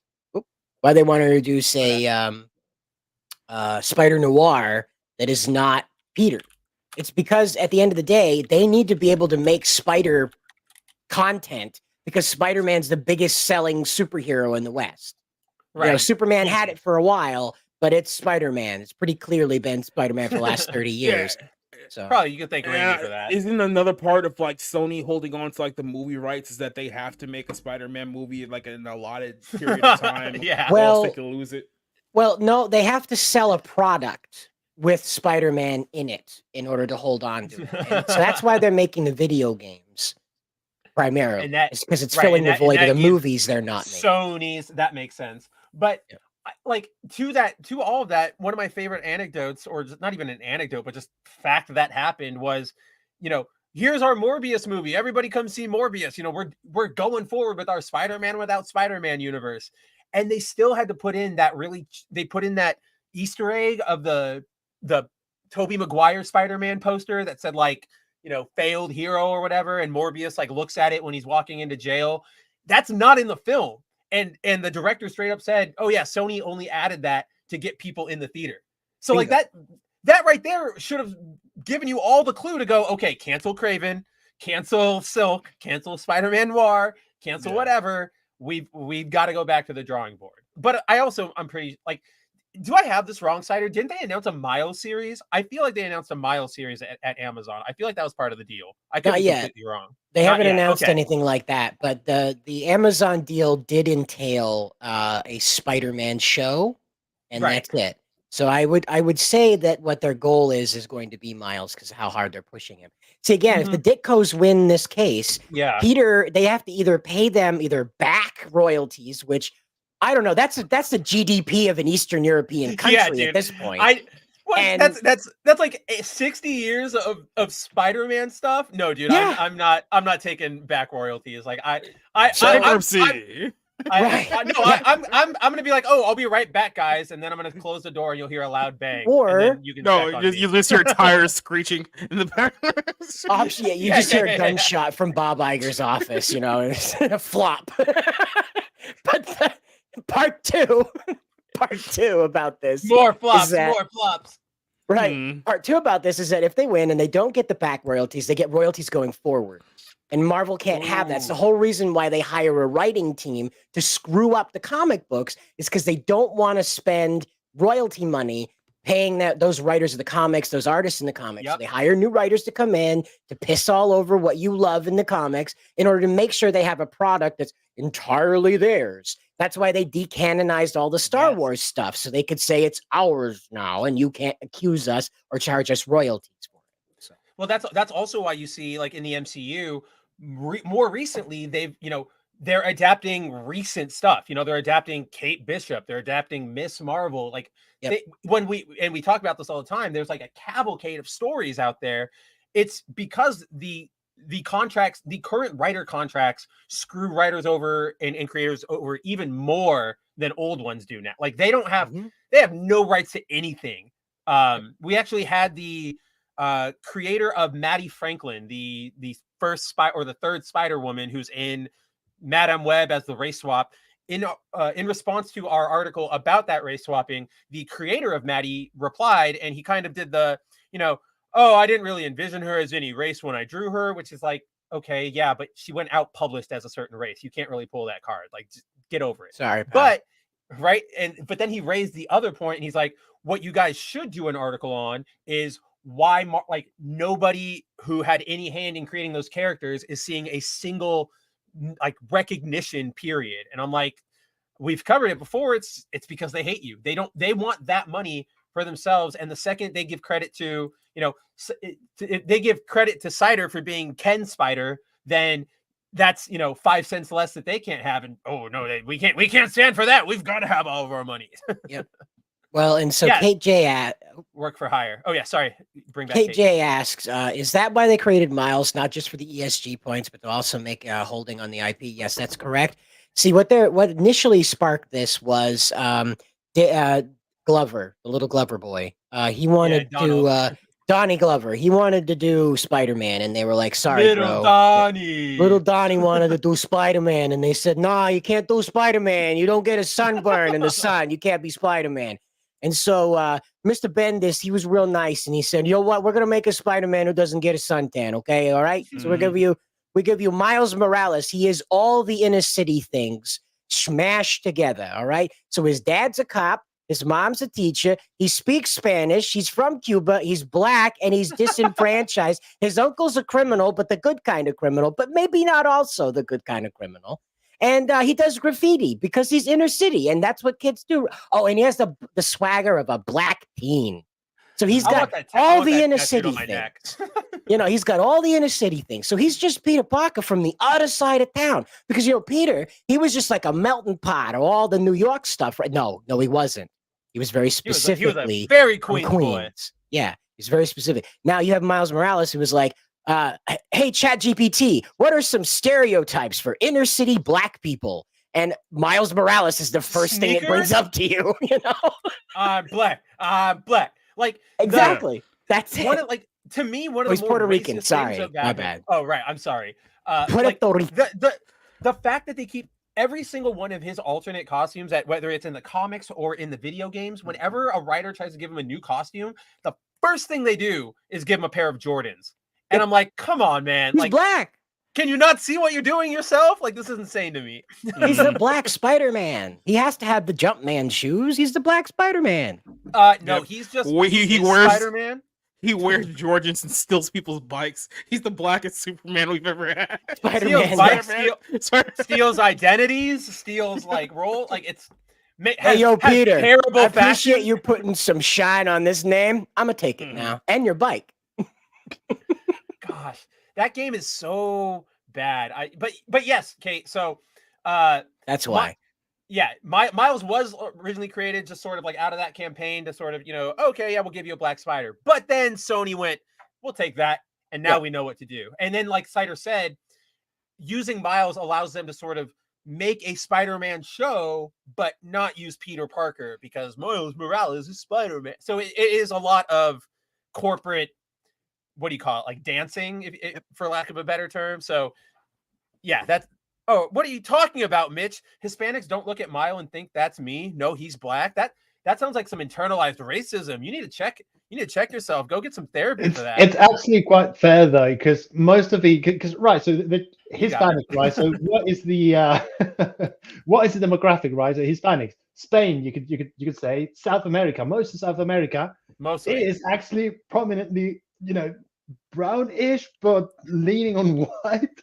Yeah, so, like lighter brown. He lives there. He's not like a tourist. He lives there. He knows. Yeah, I live here. So I live here. but that's kind of, I do actually. But yeah, that's kind of thing though, because it's like you can't really relate to this because black people here in South America, very specifically, is still a minority of sorts. So it's like, no, you can't really relate to it. You hear him speaking Spanish probably, but I don't know. It's right. So basically, Miles Morales was not made for black people. He was not made for inner city children. He was not made for swagger having teenagers. He was made for people with white guilt. Oh, absolutely. That's actually a really good point. If they really wanted to be authentic to his black side and his Puerto Rican side, after he steals the bike, he should have stabbed the guy and then ran away. Like that's that way he would have gotten both sides. Yeah, the spider butterfly knife, right? Mm-hmm. So like it has 8 knives that come out of it instead of just one. Nah, we've had the spider buggy. Where's my spider lowrider? That's what we need to make sure people know he's Hispanic. No, he's Puerto Rican. He's Puerto Rican. He's not Mexican. No, so. Right, so big rims. I'm sorry. If he was Mexicans, he'd be like running on those lowrider bikes. Dude, yes, with like the handlebars all the way up here. Sup, Peter? Sup, Peter? Now I need Miles Morales stealing someone's bike, but the handlebars are too high and he can't reach them. And then he's got the webbing and he's trying to ride the bike with the webbing. Like, hey, Spider-Man, it's on my bike. Spider-Man. You better bring it back, puto. Black Spider-Man stole my bike. That's like, wait a minute. Like one of my favorite. What Black Spider-Man? Which one? Which one? Which Black Spider-Man? Which black are we talking about? That's one of my favorite lines from Spider-Man 2 when he's like delivering the pizzas or whatever, and he like he's like scootering, and then he goes and changes into Spider-Man to swing, and then the guy's like, "Yo, Spider-Man stole that guy's pizzas." Yes, Darius, where are you? I just had your comment. Darius says Miles was made because Bendis has a mixed kid. So that's the case with a lot of Bendis's diversity creations. Cider is right that the Donald Glover thing did play a more significant part. The kid thing also played a part, but it was more that where Bendis went overboard with the "I'm doing this for my kids, I want representation for them" was Naomi for DC, because that is his creation, and it is literally just his daughter, and she is the bestest ever. And like literally, she is the bestest ever. She has like Superman powers from a different dimension, and she joined the Justice League at 12. Like, she's an awful character. But yes, Bendis is not above that, especially in recent years.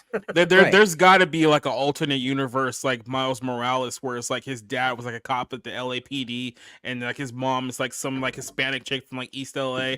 it's like he was Thor, so why not? Mm-hmm. Now he's like listening. West Coast Spider-Man.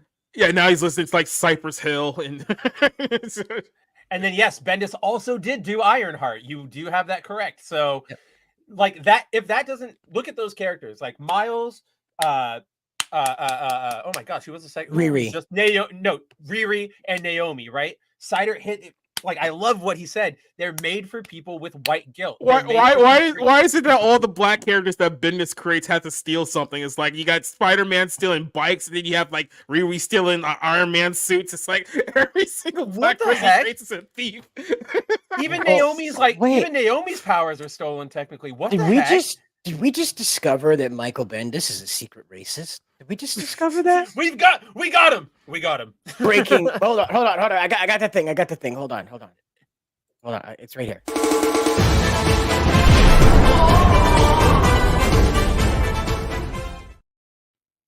Brian Michael Bendis, secret racist, not so secret anymore.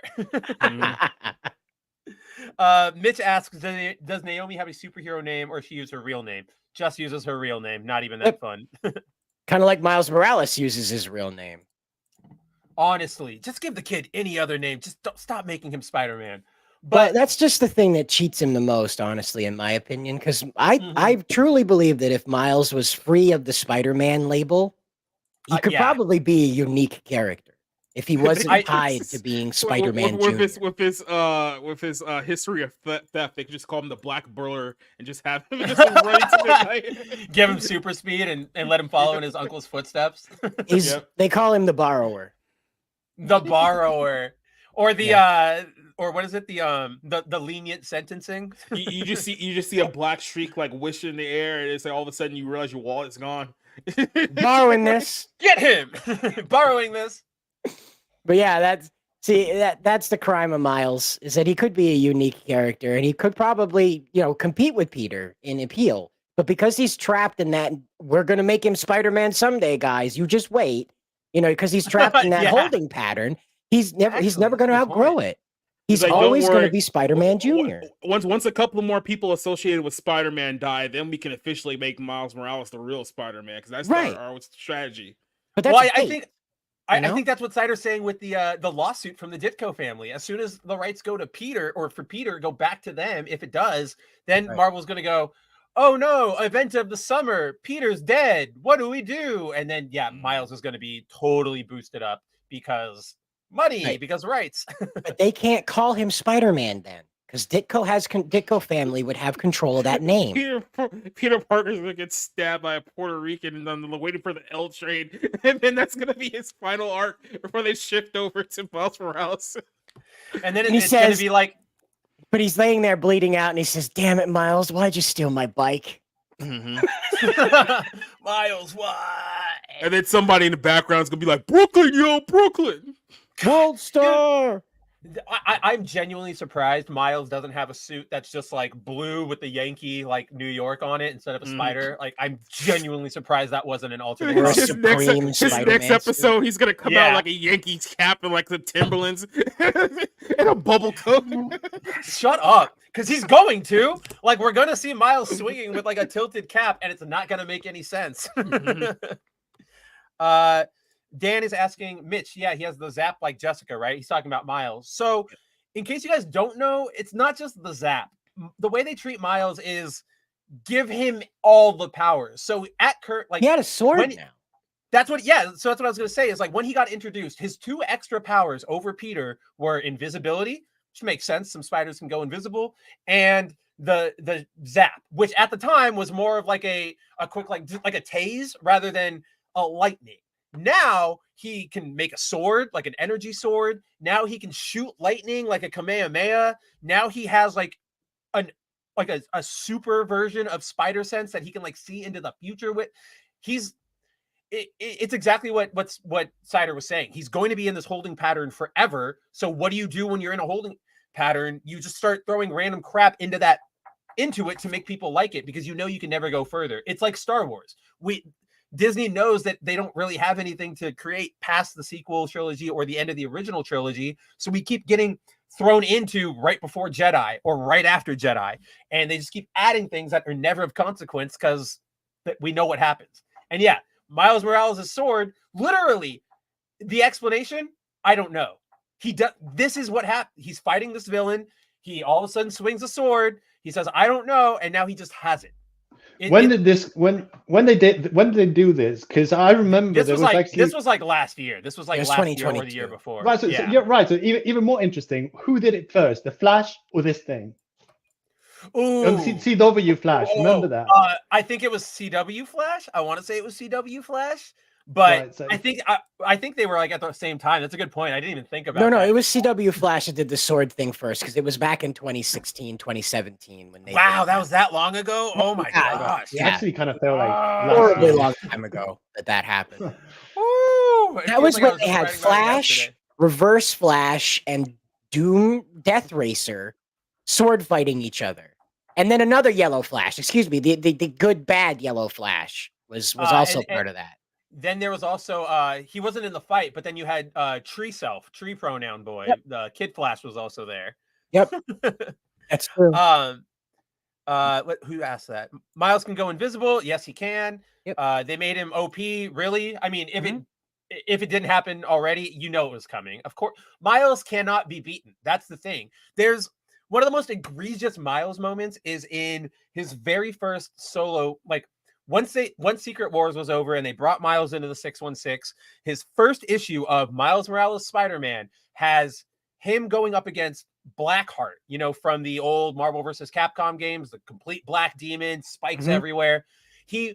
The story opens with him having wiped the floor with the Avengers. And I mean like Captain America, Iron Man, Thor, Hulk, Falcon, Spider-Man himself, like the actual Avengers and Spider-Man. Miles beats Blackheart single-handedly by just zapping him. Like that's literally the first issue. He touches him once, Blackheart freaks out, explodes, and Miles is the best. You did it. You saved the day. Like ever since that moment, I've just been like, I'm done with this character. This character sucks. Let's see. We're talking about CW Flash. There was a season finale where like all the Flashes came back and they were all fighting with literal sword fights with lightning. They had pretty. What do they call them? They called Speed Force swords, right? That's what they were. They're Speed Force swords. Couldn't even give it a cool name. It was a big low point for that show. Let's just put it that way. But I think in light of the where do you guys want to go here? Do you want to? We're nearing the end. Do you want to touch on Kevin Feige's probable lie, or do you want to touch on GTA first? I want to watch the GTA trailer. Yeah, let's wrap up with GTA. Let's wrap up with GTA 6. So, we're gonna jump from the world of New York, the projects of New York, to the beaches of Florida, because if you guys hadn't noticed, the very, very first trailer for GTA 6 dropped this week. It dropped yesterday. A funny story, it was meant to drop today, but apparently one of the dev's sons he was trying to brag to his Discord friends, so he sent it to them yesterday. So Rockstar just said, all right, whatever, here's your trailer. Well, and yeah. 2 weeks ago, too, we need to note that 2 weeks ago, a leaker of sorts, someone who apparently was a game tester, posted footage on Twitter, about an hour's worth of footage of them brute forcing code to move them around the map and show off what it looked like in-game rendering. There were no NPCs, there were no cars moving around. They just wanted to show you the environment. Now, I think that was on purpose. This was clearly a game tester working in an environment that they had given him to break. And so I really think that they authorized this in order to get hype rolling. Like, whoa, this is what it looks like. And then the trailer comes out early, but I do believe that was an accident. So this is my thinking, is that GTA was trying to create a false viral thing by having ooh, this hacker stole our game and went around and posted all of this, but look how pretty it is. Look at how everything's really nice and smooth moving and all those birds in the sky. And then obviously Rockstar is going to need all the goodwill they can get with, and we'll talk about it just because culture war stuff and everything. So I can also see them having dropped it and then doing the release so that you can get the press and headlines of good guy Rockstar, they saw the leak and they just said, have it, yay for them. Easy points. Check this out. It's eventually.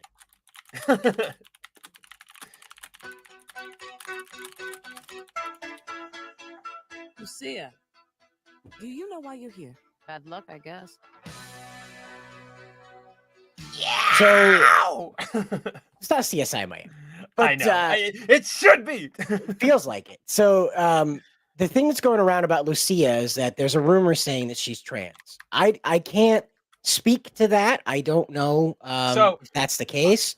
But I don't can actually speak to that rumor. That rumor is not a real rumor. It was sparked by a single post on Reddit that had a total of 4 replies, and all the replies were basically them going, I don't see it. I don't know about that. But somebody ran with it because they wanted to. Yeah, exactly. So that's where that came from. I don't think that that's going to be the case. This design doesn't speak transgender to me. Also, Lucia is hot as hell. Like I'm just gonna say it. Bad luck, I guess.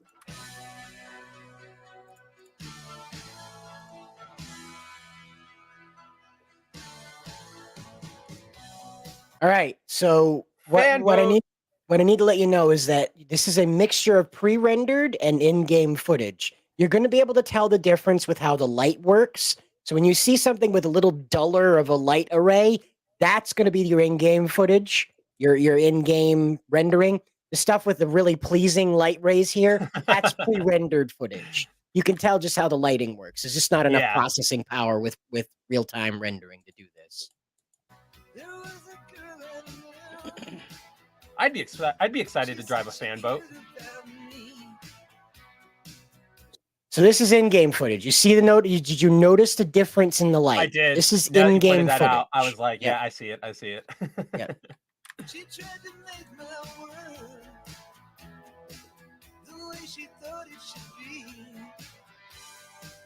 Old school Vice City. Now, what you're seeing here is an in-game social media network.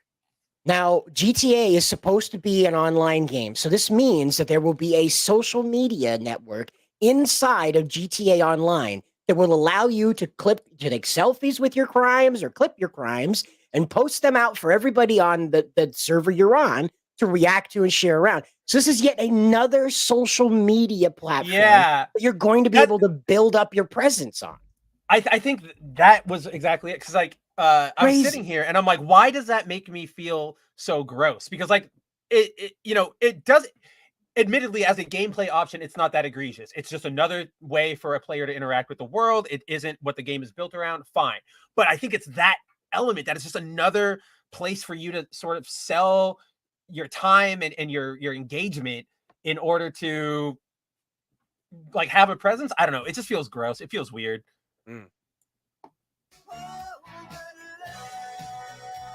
A GTA based in Detroit, Darius. That's Resident Evil 5. You've already got that. Yeah.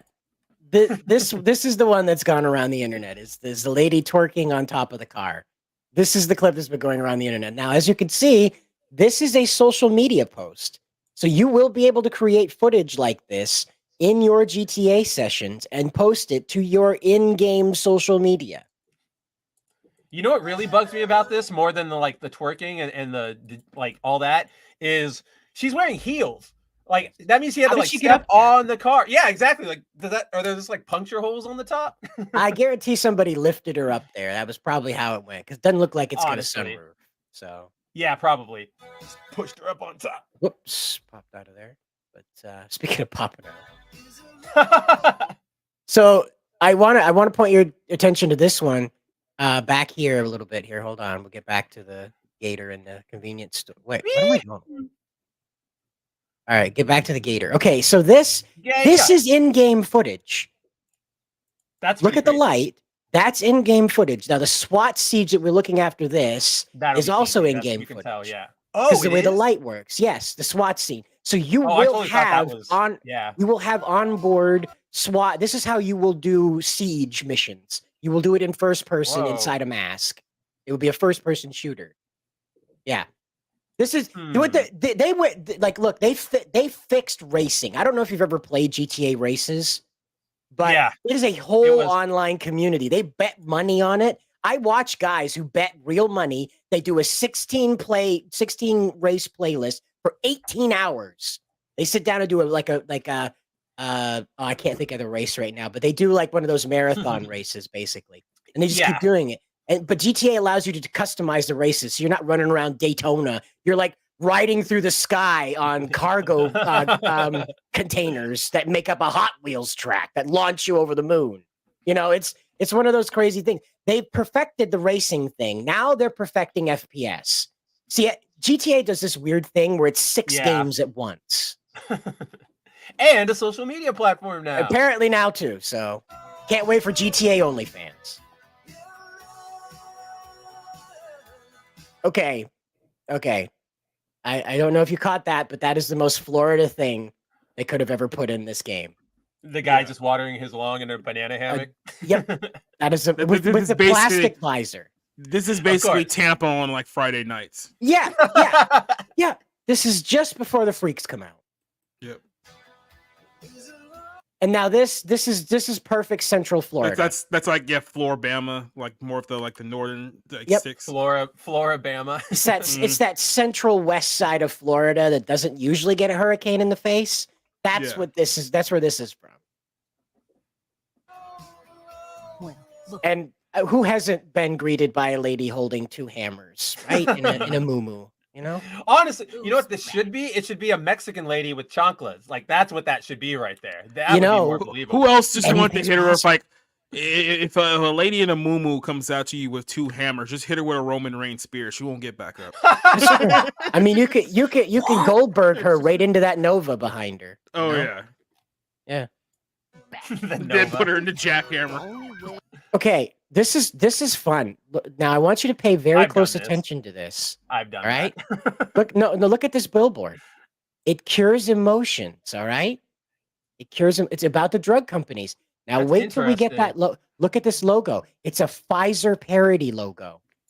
Is it right there in the corner? Right there in the corner. That's a Pfizer parody logo over there. You see this over here? It's a Pfizer parody logo. Look at it. It's a Pfizer parody logo. 100%. You can make out the P right there. Somebody's gonna get. It's huge. Somebody's gonna get shot for putting that in there. I guarantee you, like real life shot. No. It'll be because their car will mysteriously lose brakes like in their driveway. Yeah, because someone's gonna once the modders start taking over this whole thing, someone's gonna put like safe and effective as a new. They're gonna right, you're just gonna drive by, get mandated shots, get one or die. You know. Yeah. You're gonna have like get shot or get shot. Like remember in the old GTAs where like you couldn't get to like the other islands or the other areas because they were like blocked off by like construction. Now it'll be like a COVID like a passport checkpoint. Right. Gotta see your papers. You gotta go get the your 14th booster. You need that. This is in-game footage. This is in-game footage. This is in-game. Yep. So that's crazy. You can get into the newscopter and run the news camera in the newscopter and do an overhead view of the thing. I think it's part of your mission is to screw around with the news because she's a hacker, remember? So I think that's part of what her mission is to hack into the news networks and the social media networks, and that's why they're present.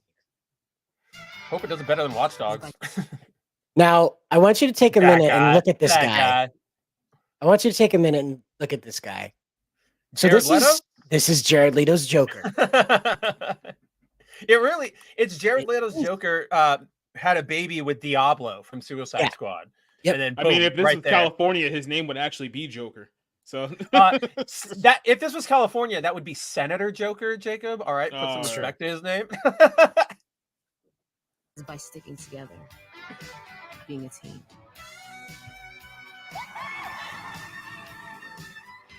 That was pre-rendered. This is in-game.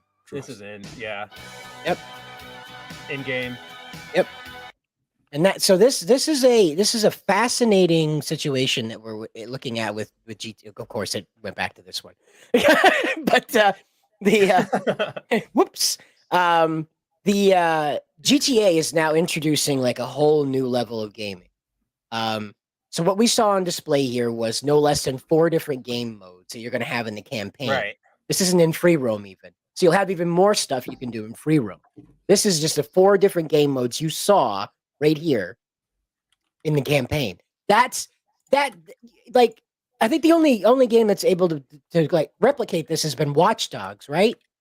Yeah, Watch Dogs is the only one that's been able to do like 3 games at once. I get it. It is impressive, but at the same time, it should be impressive. It's taken them like 18 years to make this game. Like, it's true. It came out in 2013. It has taken 10 years for a sequel.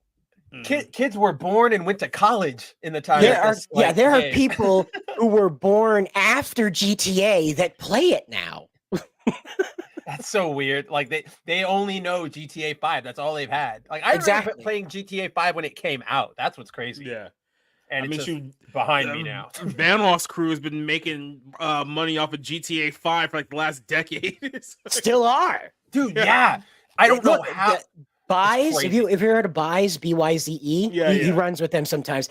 His crew has been doing GTA 5 races since 2018, where they bet and they do their Twitch streams and stuff like that. Since 2018, they've been doing that. Crazy.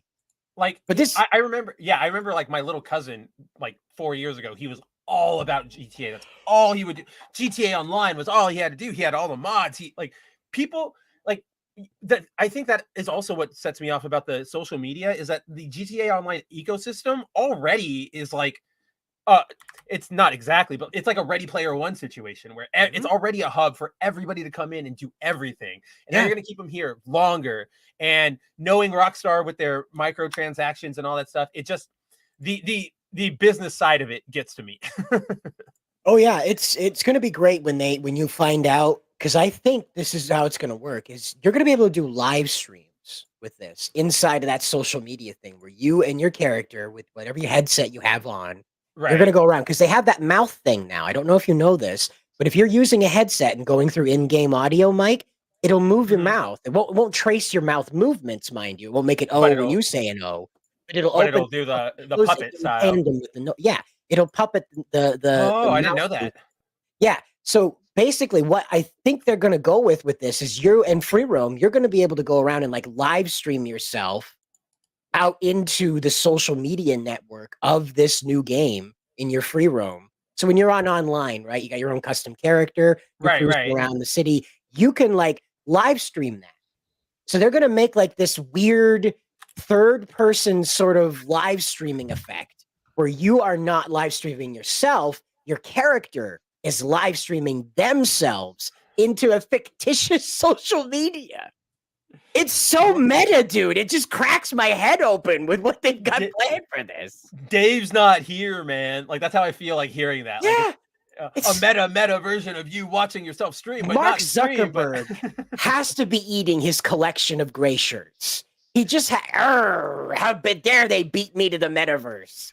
Dude, that's actually like, why didn't they just have Rockstar do it instead of like knock off Miiverse? All that metaverse stuff was so sad to watch. I mean, it was hilarious to watch, but it was also just like, we were past this in 2006. This is Wii level graphics. Like, we can do better, Senator.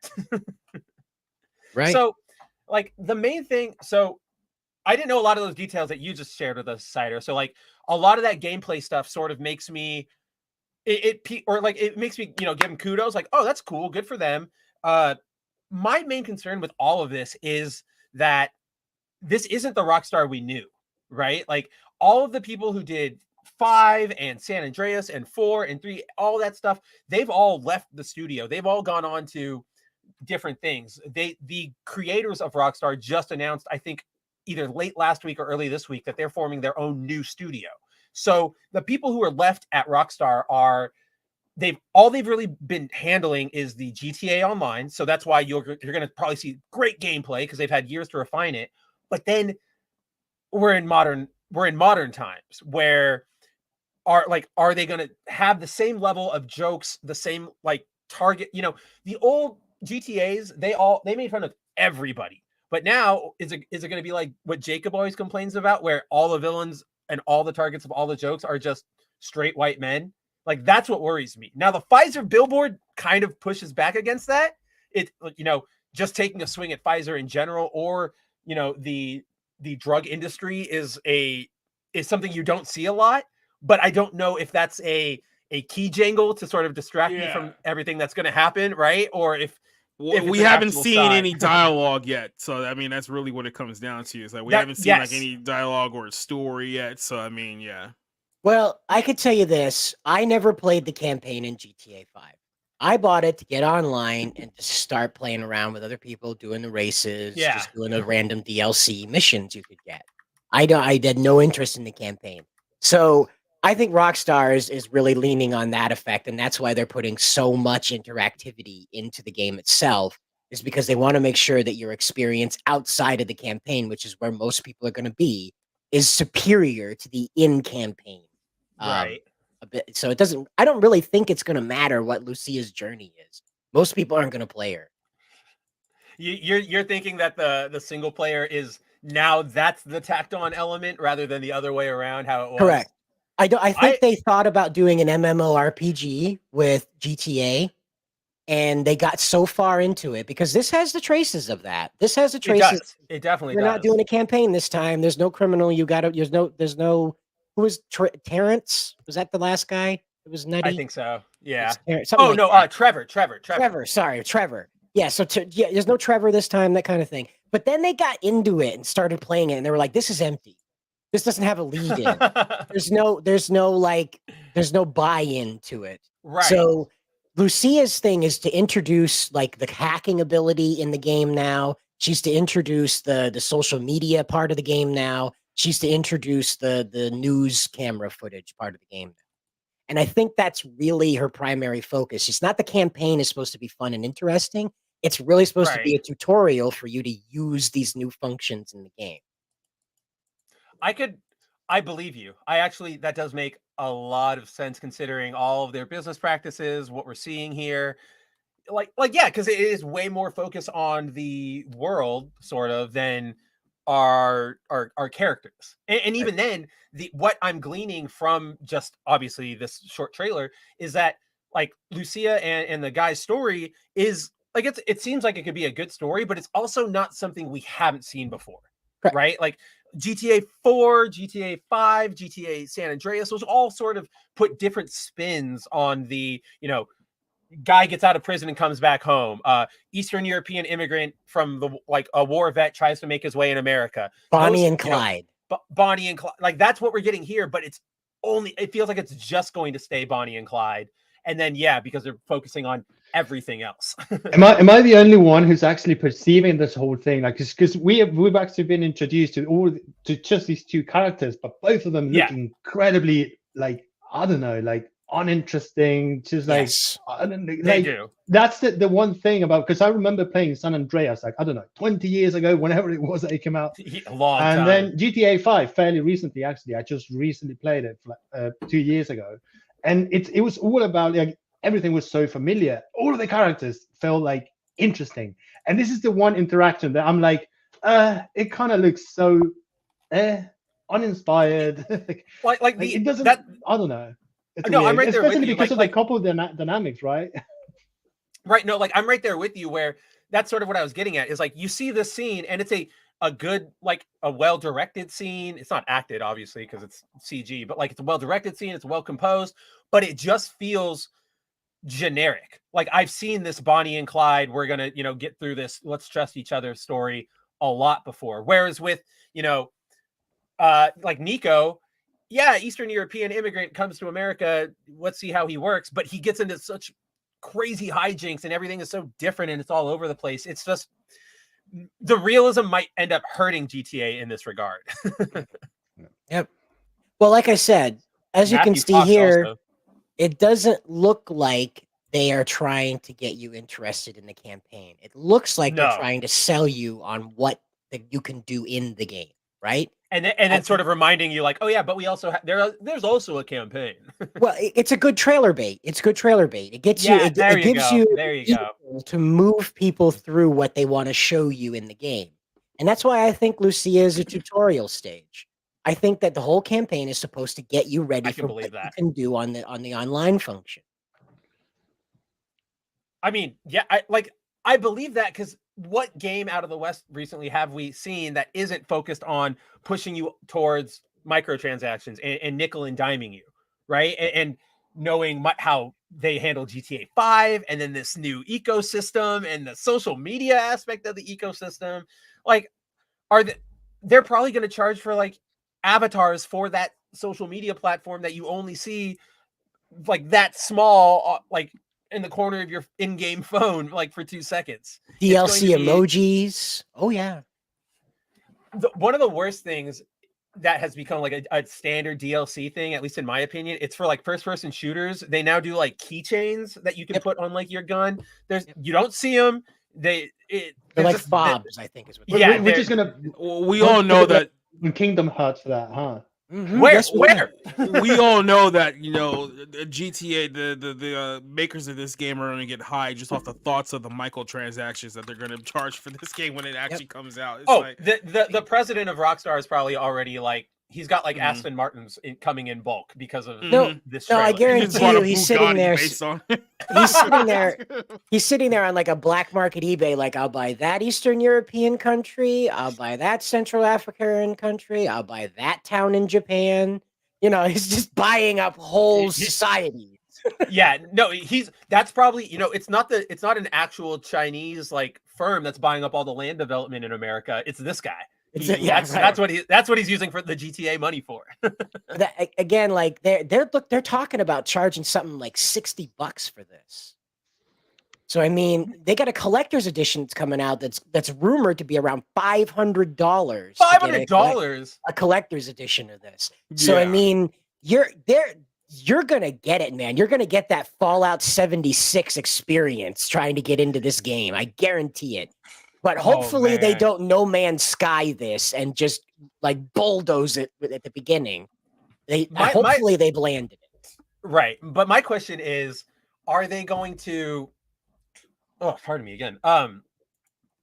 Damn, did I finally go the entire stream without losing my train of thought and then having one at the very end?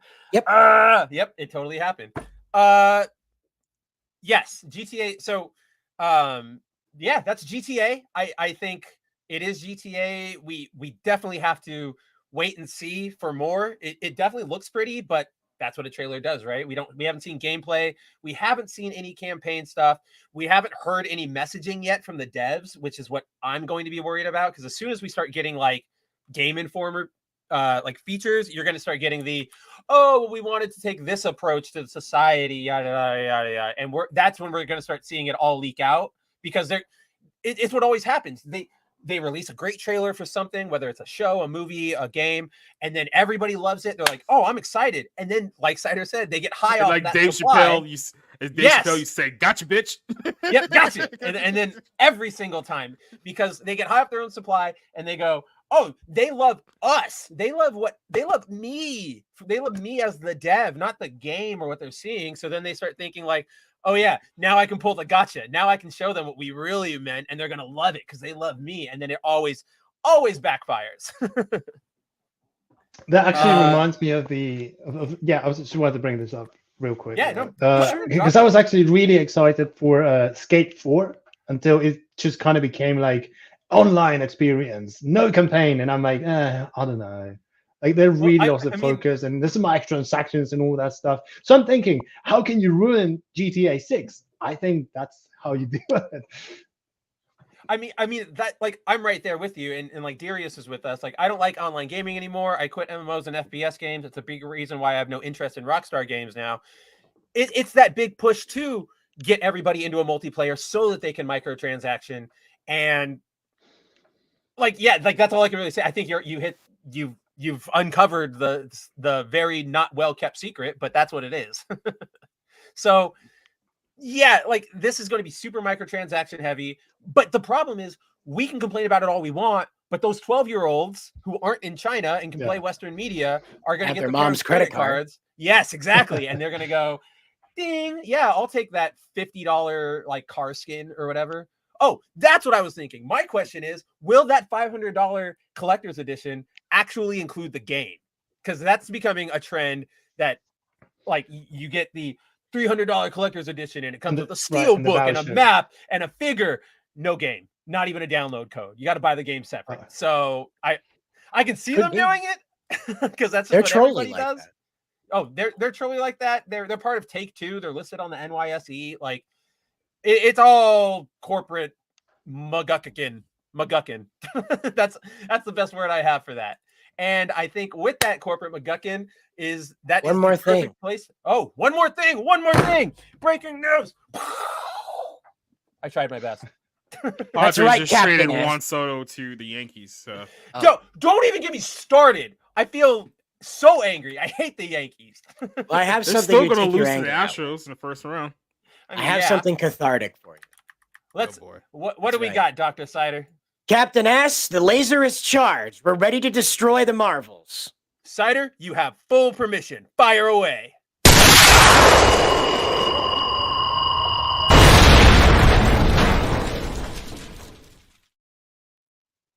Laser successful. The Marvels blown away. They are not only gone, they are the lowest ranking Marvel movie of all time in every single metric, and it definitely worthy of being blown away. With that blow away, I think we can start signing off, and let's check in with what everybody's got going on, starting with Jacob. All right. Well, this Friday night we're gonna be doing a movie night, and we're gonna be watching Escape from New York. So New York's been the talk of the stream here tonight. So we're gonna watch another dystopian New York movie on Friday night at 10 p.m. on Rumble and on Twitch. So that'll be a fun one. I'm Monday surprised night, you're finally getting a good movie.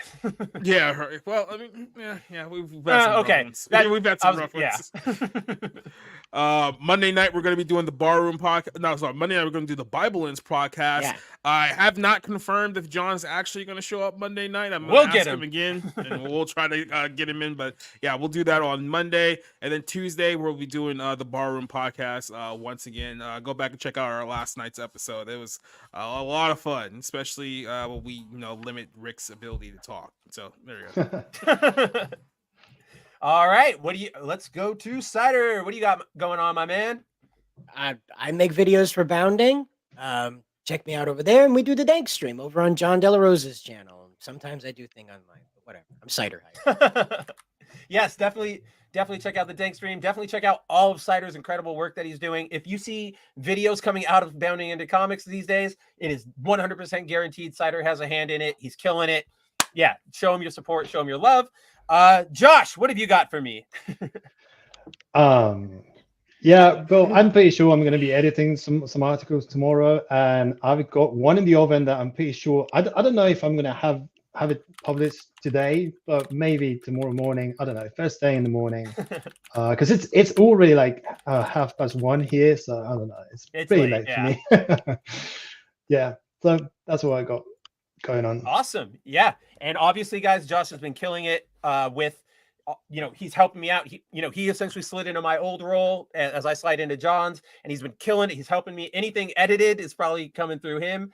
That also reminds me, before I get to what I'm going on, Jacob, do you want to tell everybody what you're about to be doing for us? Because I think it's really cool. He's already checked out, mate. No. Oh, he's already gone? Oh, no, he's here. Oh, yeah. So as you guys have noticed, you may have already seen on the channel, I was doing we posted a movie review on the YouTube channel. So yeah, I'm gonna be doing movie reviews exclusively here on the YouTubes. We're gonna be doing some recording and editing over the next few days for a lot of movies that are coming out. So check out for new releases, maybe some movies you guys hadn't heard of that you I think are pretty good, some movies to check out. And also keep in mind, in a couple of weeks we're gonna start organizing our best and worst movie of the year stream as well. So now we get to talk about what was the best of the best and just the absolute dog shit of Don't look, darling. No, that was last year. This year, oh wait, that was last year. There's trust me, there's several movies that I would consider considerably worse than Don't Worry, Darling. So yeah, I know we've got Joyride. Obviously, I know we have the Marvels is just middling. It's not even like bad. It's just the yeah. I mean, there was another one you talked about recently where you're like, this just topped my list. Oh, Dick's the Musical. Yeah. Yes. That's the one I'm excited to hear thoughts on. I mean, there's a lot of bad ones this year, like Scream, 80 for Brady, House Party. Like it's definitely House Party. Oh my gosh. Like I remember editing all your reviews for these, and they don't feel like this year. They feel way longer ago. But by the way, I know it's been like already like 330 or something days since you promised that you would do like I hate the Teenage Mutant Ninja Turtles article or whatever, right? So we're still waiting. 50 Reasons Why. Oh no, I'll give you 50 Reasons Why the Ninja Turtle sucks. The 50 Reasons. Didn't you watch the Seth Rogen movie? How about this? How about this? One reason a day. I'll even make this decoration right here. You'll get it before the end of the year. How about that? There you go. Which year? Holding him to 23, Which year? Damn, James, like, damn it, he got me. Yeah. Instead of the top 50, you can actually review the movie. I know it's a bit late, but you can actually include it. No. It's not just about the movie. It's about the entire franchise, the entire Ninja Turtles franchise. Oh. Mm-hmm. Oh, right. Yeah. Well, that's something to look forward to. Mm-hmm. No, I obviously. Yeah. Did you watch Mutant Mayhem? I don't think anybody here watched that. Teenage Mutant Ninja Turtles garbage. Yeah. Not meant to. Unless I absolutely have to, anything that has Seth Rogen's name attached to it is an automatic skip for me. Like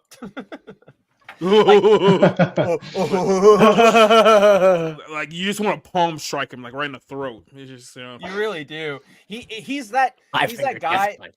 He's that guy who used to have like he was really funny in college, and then he just kept making the same joke. He's still like making the same references. Like, remember when we went to that party freshman year, and it's like that was 30 years ago. It's like, hey, remember Weed, man? It's like, yes, I also remember 2007. Remember again with these personal attacks, dude. Jeez. Well, we'll turn away from personal attack Insider. We'll end it with me. Obviously, guys, I want to thank everybody for showing up tonight. Wednesdays 01 is fantastic. It's always fun to get to talk to you. As for what I've got going on, you can obviously check out the site daily. We've always got articles going up, boundingintocomics.com, where Cider's taking care of the video. I'm the equivalent for the text, obviously. So we're always working. Things are always popping off over there. For me, if you want to check out more of me personally, you can follow me on Twitter at Kabuto Writer Mav. You can also check me out on YouTube at Studio Kabuto. I run a live stream Fridays at 5 p.m. Pacific time, where I go a little more in depth into some topics that might not get discussed on the general streams around here in the sphere. So if you want to talk more video games, anime, toku, that kind of stuff, hop on by. But I think that is what we have going on for this week. I think we can sign off there and let Cider take it away. See ya.